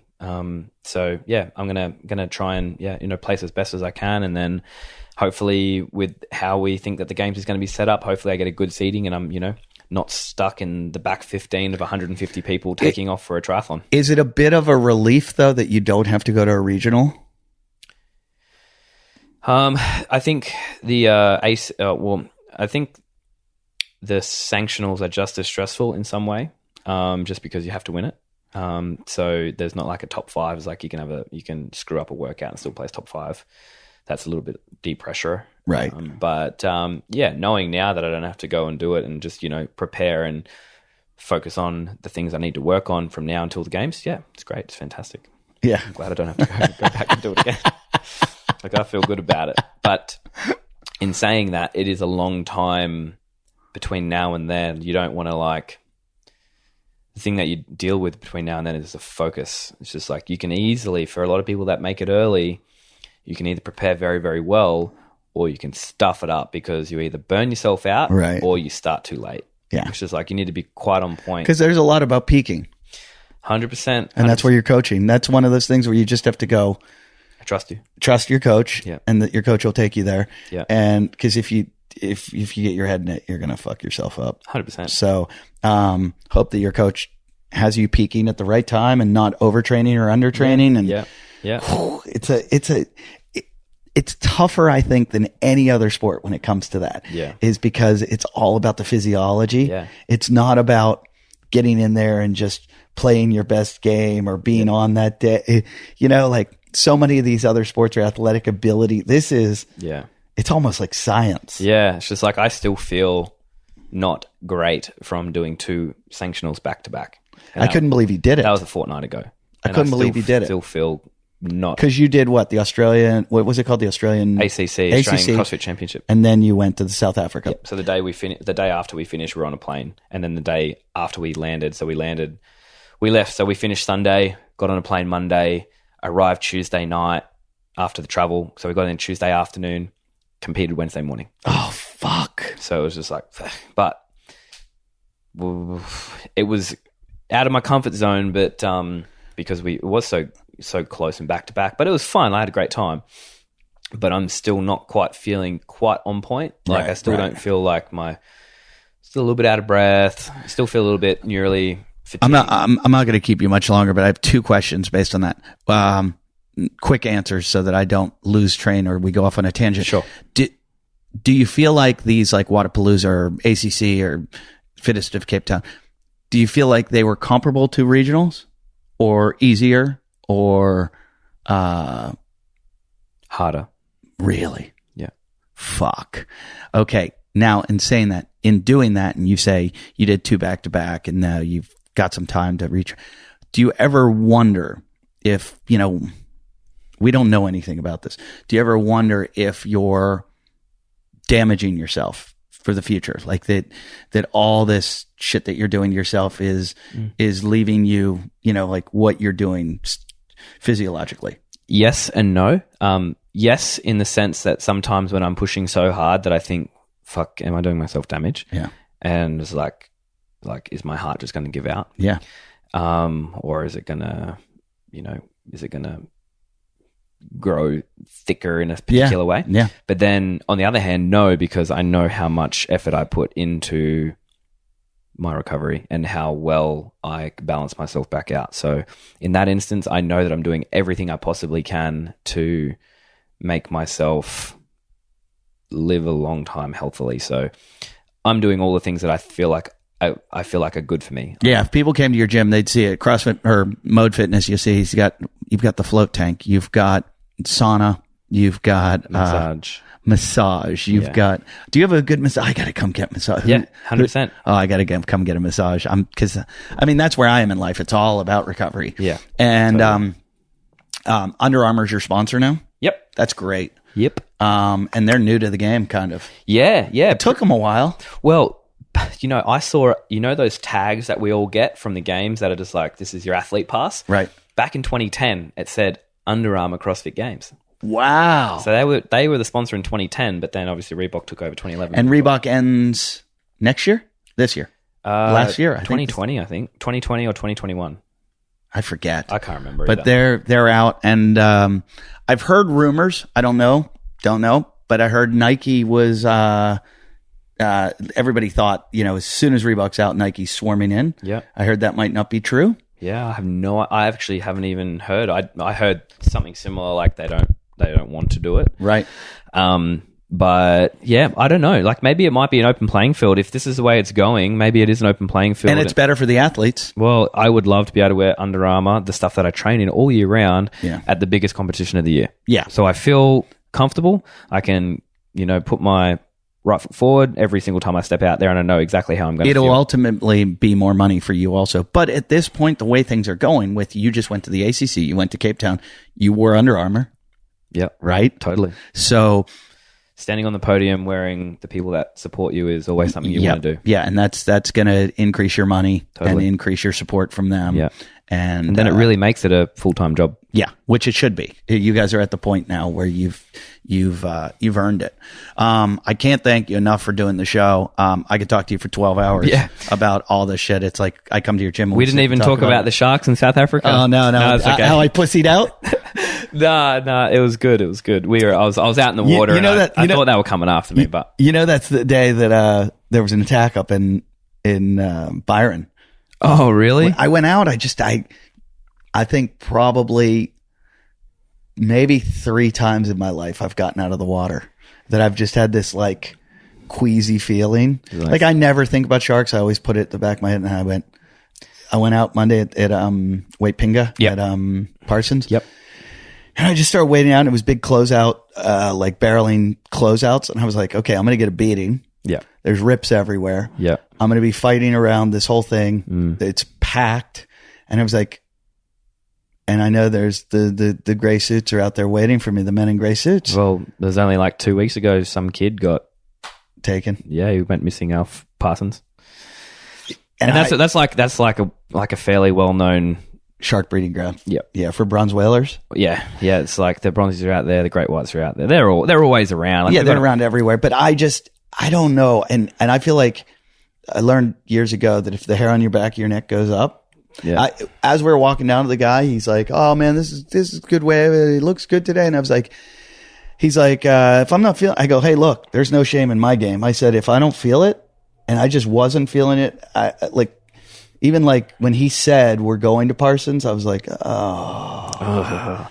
Parsons is my favorite wave here in Adelaide. Yeah, it looks like from what I've seen. When it's good, when there's banks and stuff, when there's no banks and it's just always closing out and stuff. Literally, some of the funnest times that It's a fast wave. Yeah, well, some of the most fun that we've had, I shouldn't say funnest, Kayla will kill me. Yeah, my mother would kill me.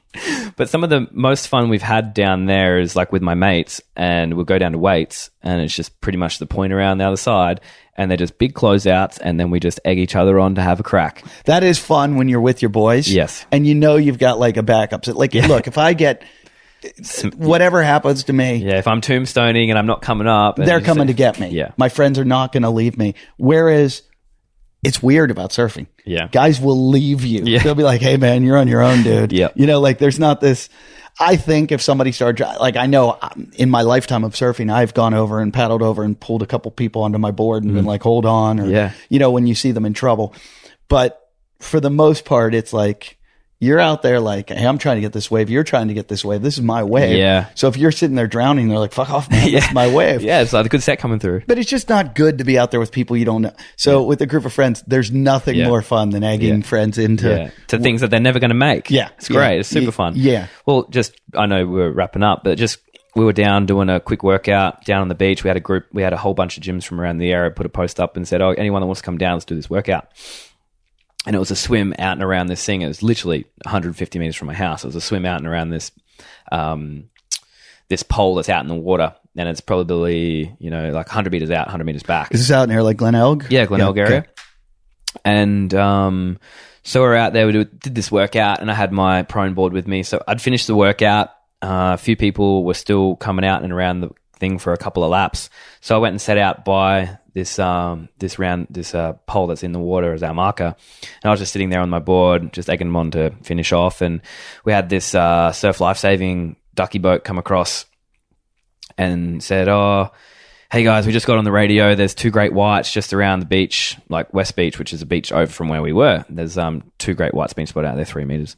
And we're just like, okay. So I just said, "Oh yeah, they've got a couple of laps to go. We'll get this wrapped up and then I'll tell them not to go back in the water." So, 5 minutes went by, they'd all finished off. And then from the beach, there was a whole bunch of people on the beach, like pretty much all of our crew, and then some random dude. And it was quite far away. I couldn't see him. My eyesight's not that great. For 100 meters, it's no chance. But I could hear all this commotion.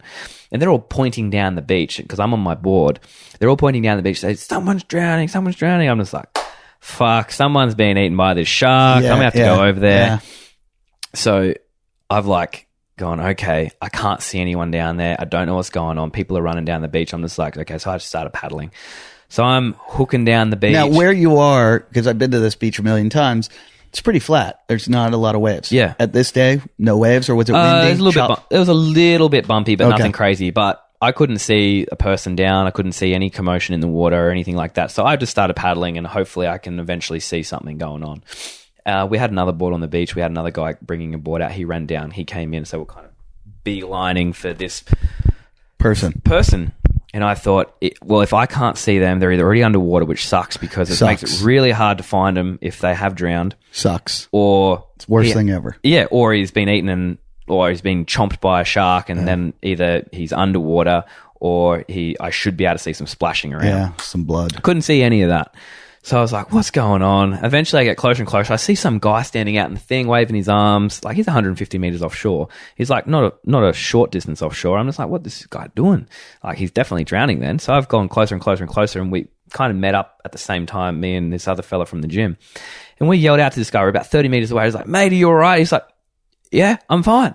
It's like, fuck. It's like, dude, we thought you were drowning. We thought you'd been eaten by a shark. It's just like, he goes, no, I'm just waving to my friends on the beach. And I'm just like, oh man. And he was doing the rescue thing. And I'm just like, dude, you scared us. And I said, mate, you probably want to get out of the water anyway, because there's a couple of great whites. There's a couple of great whites literally about, less than a kilometer away. It's like 2 swishes of the tail and they'll be there. Yeah. I was like, probably want to get out. And he's just like, oh, okay. And I was like, dude, we thought you were drowning. He's like, oh, I'm really sorry, man.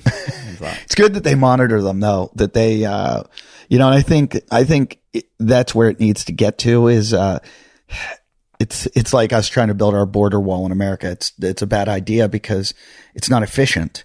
Because they can do drones and stuff and just say, for the cost of $50 billion worth of border wall, they can put 6 drones in the air and they just go, here come some guys right here. Just have a border, agent just go stop them. That costs $500 opposed to this bill.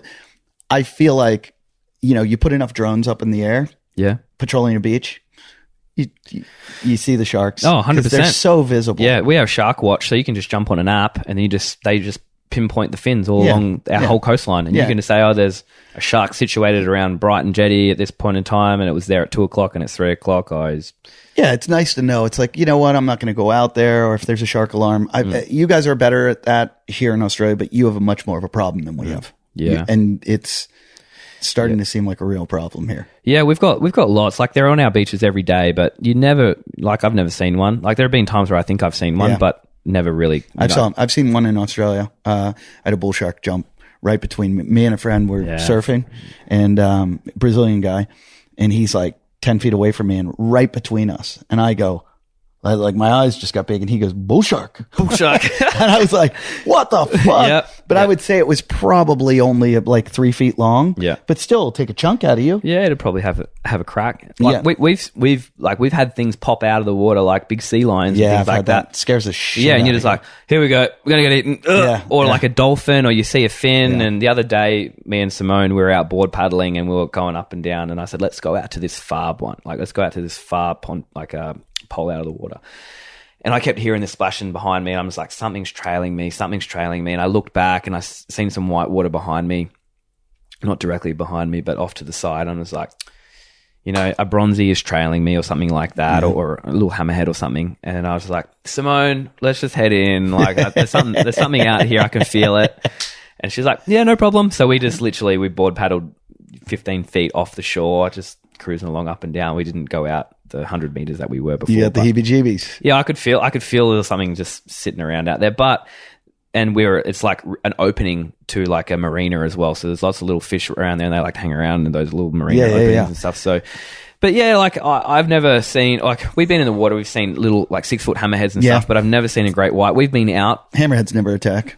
Yeah, well, yeah, not. I've seen the great whites. We have baby great whites, which are they're still like 9 feet long. Oh, it's crazy. But we have one in this bay that's almost 7 meters now. It's a baby. Comes around like a 7 meter great white. Yeah, close to. It's huge. Oh, 7 meters. 7 meters. Oh my God. Yeah, it's huge, and it comes around every year, and they see it most years. I'm pretty sure do they shoo it away? Yeah, like usually if there was a sighting, I think it was 2 years ago, and they reported, and it was like 6.5 meter great white. It's crazy, but it's getting bigger every year, and they think it's the same one. But I definitely think, and this is just obviously because I watch all the shark shows. No one knows anything. Like, they think they know shit, and then they're totally wrong. So all my theories are wrong and right at the same time.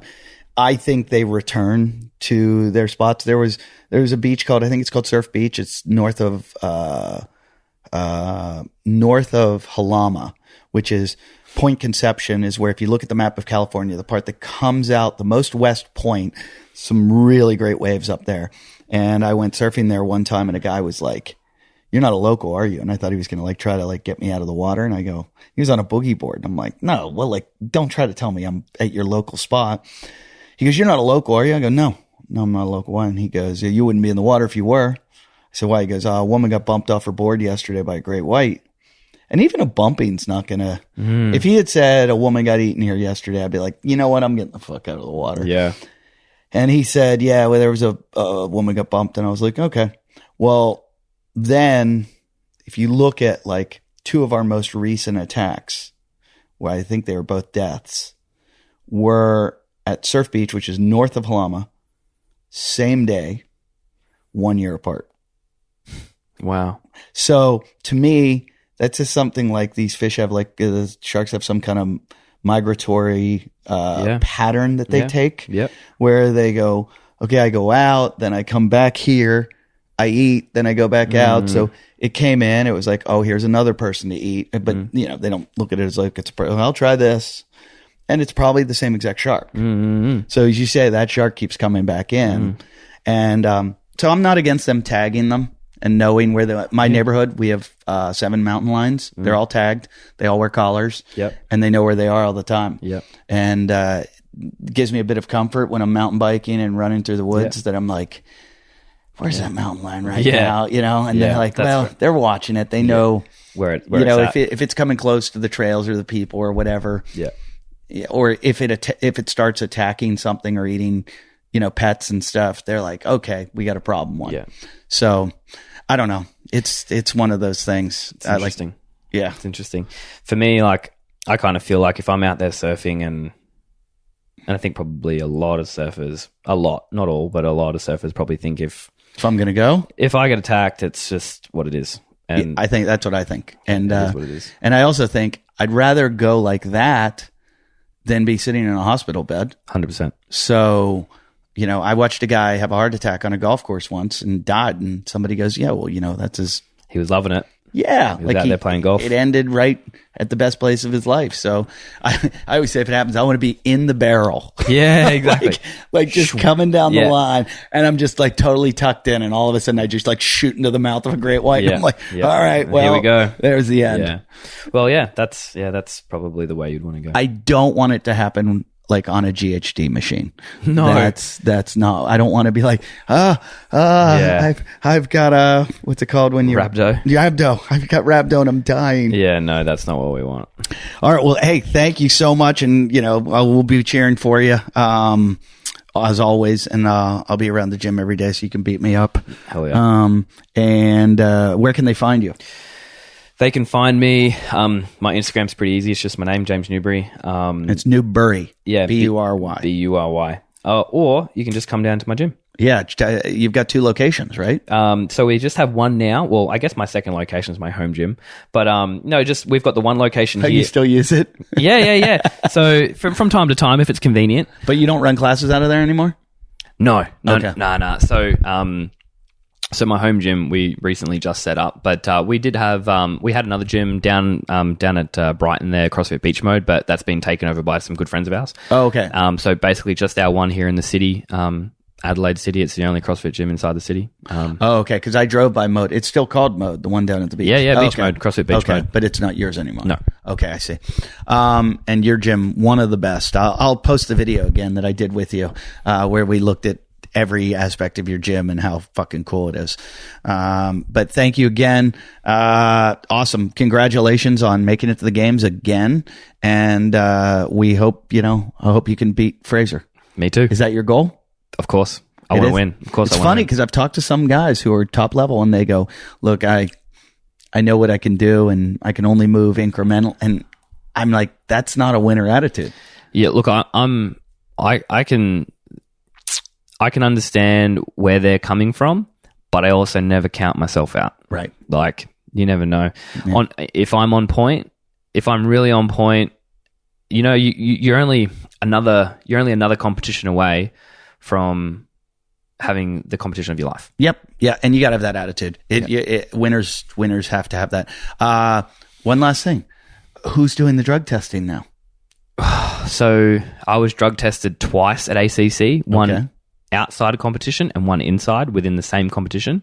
By who? Who's organizing that? That was for them, for the ACC. Yeah, they just hired an Australian. But the CrossFit Games is not overseeing this. No, you have to have your own. Yeah. So when we were in South Africa, we got tested by the South African drug testing committee, and they caught someone. They did? Yeah, they caught someone. They're always going to catch people, but and those people that get caught are idiots. So it's just weird to me. I mean, and there is another problem is that there's no governing body overseeing all of that. Hardest thing is the Open. Yeah. Drug testing the Open. Like, you get a ticket straight to the games. You are top 20 in the Open, and you get a ticket to the games. Yeah. How do you test that? Like, are they going to send random people out to every individual? I could pick that's a whole other episode. And I've tried to get a couple of the experts of steroids on here because I don't even like to argue with people about it, because it's basically like, if you want to compete in the CrossFit Games and you want to do steroids, you can do it. It's very easy to do, just like any sport. It's just, you just need to follow a protocol, and you need to follow all the rules, and you do it. So there are going to be steroids in the game. And so my thing is, stop the testing and just let it go on, because it's going to go on, and there's going to be people that do it and people that don't do it, and people are going to cheat wherever they can cheat. It'd be interesting to see how how it all stacks up if they were to do that. Like how all the placings shuffle. Like, you see all the, like, you could obviously there'll be a vast improvement in particular people. Yeah. It'd be interesting to watch. I want to do a 4-hour long show with, I want to have like Victor Conti and Tony Roberts, I think it's Anthony Roberts, and there's another guy, I forget his name, but these guys who know everything about Usain Bolt to NFL football players there's just to Lance Armstrong, and there's just so much to it, and it's so complex that it's one of those things that I always feel like, don't patronize us with your testing. Just let it go on, because it's going to go on. Mm-hmm. And there's going to be guys that decide not to do it and do well. And there's going to be guys that do. And so I think for those people, the people that don't do it will be the ones that want, as we were talking about before, are the ones that won't want to compromise their longevity. Yep. There'll be people that won't want to do that, and that's fine. I would put my hand in that. Yep. I put my hand up for that. I would rather come last at the CrossFit Games or not compete at the CrossFit Games if I was to compromise my health doing something that. But it has to irritate you. And I'm giving you the benefit of the doubt. Like, you're a friend of mine. I trust you. There's certain guys you look at and you go, yeah. But, like, what's his name? Is it Ricky Gerard? Mm-hmm. did he beat you before? So Ricky had never beaten me until the games. And wasn't that frustrating then? You see that he beat you and then you go... Oh, completely. Oh, it is frustrating for sure. It's got to be extremely frustrating. It is a frustrating thing because you put so much effort into something to obviously see results because you're a competitor, and that's what you are. You're a competitor and you want to get the best results you possibly can with the best effort you can give. But I've also, in the time in doing this, I've also come to realize that at the end of the day, CrossFit won't define me. Right. That's it. Simple as that. And I have a great time doing it. And yes, I am a competitor and I want to do well and I want to win. That's what I want. I go out there because I want to win. I want to push myself as hard as I possibly can in training, give my best effort, and I want to go out there and I want to see the fruits of that labor. Jordan Peterson talked about this. It was amazing. I wish I could find it. And I don't know if I heard him talking about it on Joe Rogan or his own podcast or someone else's podcast, but he was talking about winning and he was watching this kid at his son's hockey game. And he said this kid that played with his son or against his son was like an amazing athlete, amazing. He was the best, but he lost the game and he threw this fit. And he was an amazing competitor, but Jordan was like, he's a loser because he's losing at life. Yeah. Because the way he acted Yep.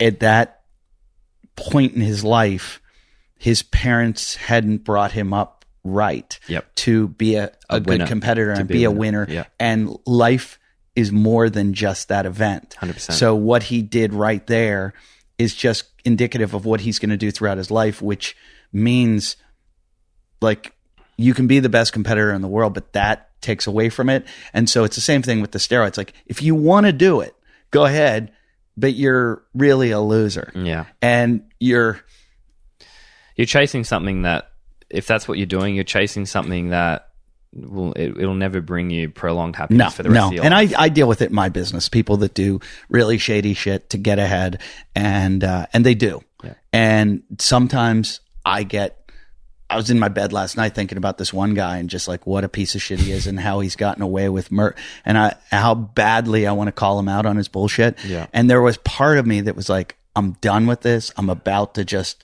call bullshit on the whole thing. You know, he's a joke thief. He plagiarizes. He's just done horrific things. And I was like, I'm just going to call him out because it's about time somebody needs to do it. And I know more than anybody about it and everybody would trust me. But then I was like, that's not who I am. Yeah. And I just need to run my own race. Yeah. And even though it kills me that he's getting away with this, he's not winning. Yeah. It's funny that we talk about this. I was talking about with Kayla yesterday. I said there's the type of person, the traits that they are brought up with, even though they're not in the things that they're pursuing, but the particular traits that they have, the people that do really well, the winners, they have these particular traits that make them outside of their arena, whatever they do.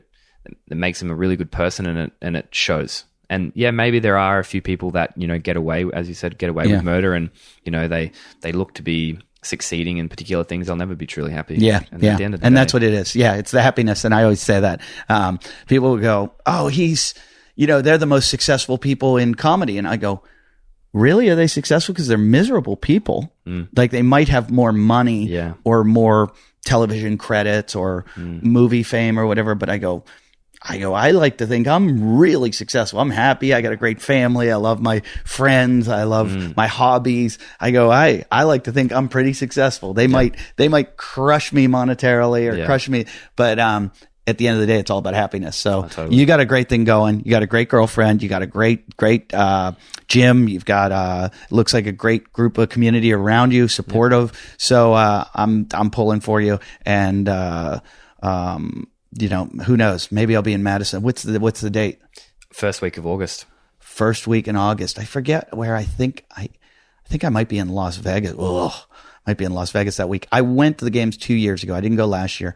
I might go again this year if I'm off. I'll have a 1-month-old baby at that point. Wow. Okay. So, have fun with that. Yeah. So I doubt my wife's going to let me get away for just, hey, I'm going to go watch a bunch of guys work out. Yeah. But who knows? But James Newbury, thanks. Check him out on Instagram and try out the new Under Armour. Tri-base reins. I'm going to try them. I've got a pair at home. When I get home, I'm going to try them on. And James claims, and he was telling me off air, so it wasn't just because they're the sponsor. He likes them a lot. I love them. And they're coming out with a weightlifting shoe too? Well, that's what we've heard. In the works? Yeah, that's in the works. I believe so. That's something that we could be seeing pretty soon. Yep. Okay, cool. So what are some of your other sponsors? Who else is taking care of you? Oh, there's so many, and I'll forget some now, and I'll feel so bad. So we'll keep it with Under Armour, and then I can maybe put up a post or something like that, because I'll forget someone, and then I'll feel real bad. And but yeah, no, I've got a few people helping me out, which is like, I wouldn't be able to compete and do all these things, and especially my dad. Probably my biggest sponsor is my dad, because he's at the gym right now looking after everything while I'm doing this stuff, So yeah, if I could say thanks to one person right now, and I thank all my sponsors, but yeah, no, thanks to my dad. Well, that's awesome. See, shows he's a good guy, and this is the people's guy. We should all be cheering for him. Thanks a lot for listening to the WODcast. If I don't know what date this is going to air, but if you're from Adelaide, I'm here doing the festival. Come out and check out my show at the Garden of Unearthly Delights. I'm at the Factory Theater. And then I head off to, I forget where. I'm going to Edmonton. It looks like I'm going to do a date now, random date in Bozeman, Montana, in a CrossFit gym. I'm working with them on putting it together. I'm going to play the Rialto Theater. So it's a small theater, but I'd love to pack it and maybe do 2 shows. It's giving me an excuse to go to Bozeman, which is such a cool town. But I've got so many dates after that from Chicago, St. Louis, I'm going everywhere. Check out eddyift.com. And thanks for supporting the show through our transition. And it looks like it's going strong. Our numbers are bigger and better than ever. So it's all working out. So thank you guys. Thanks for listening. Have a good day.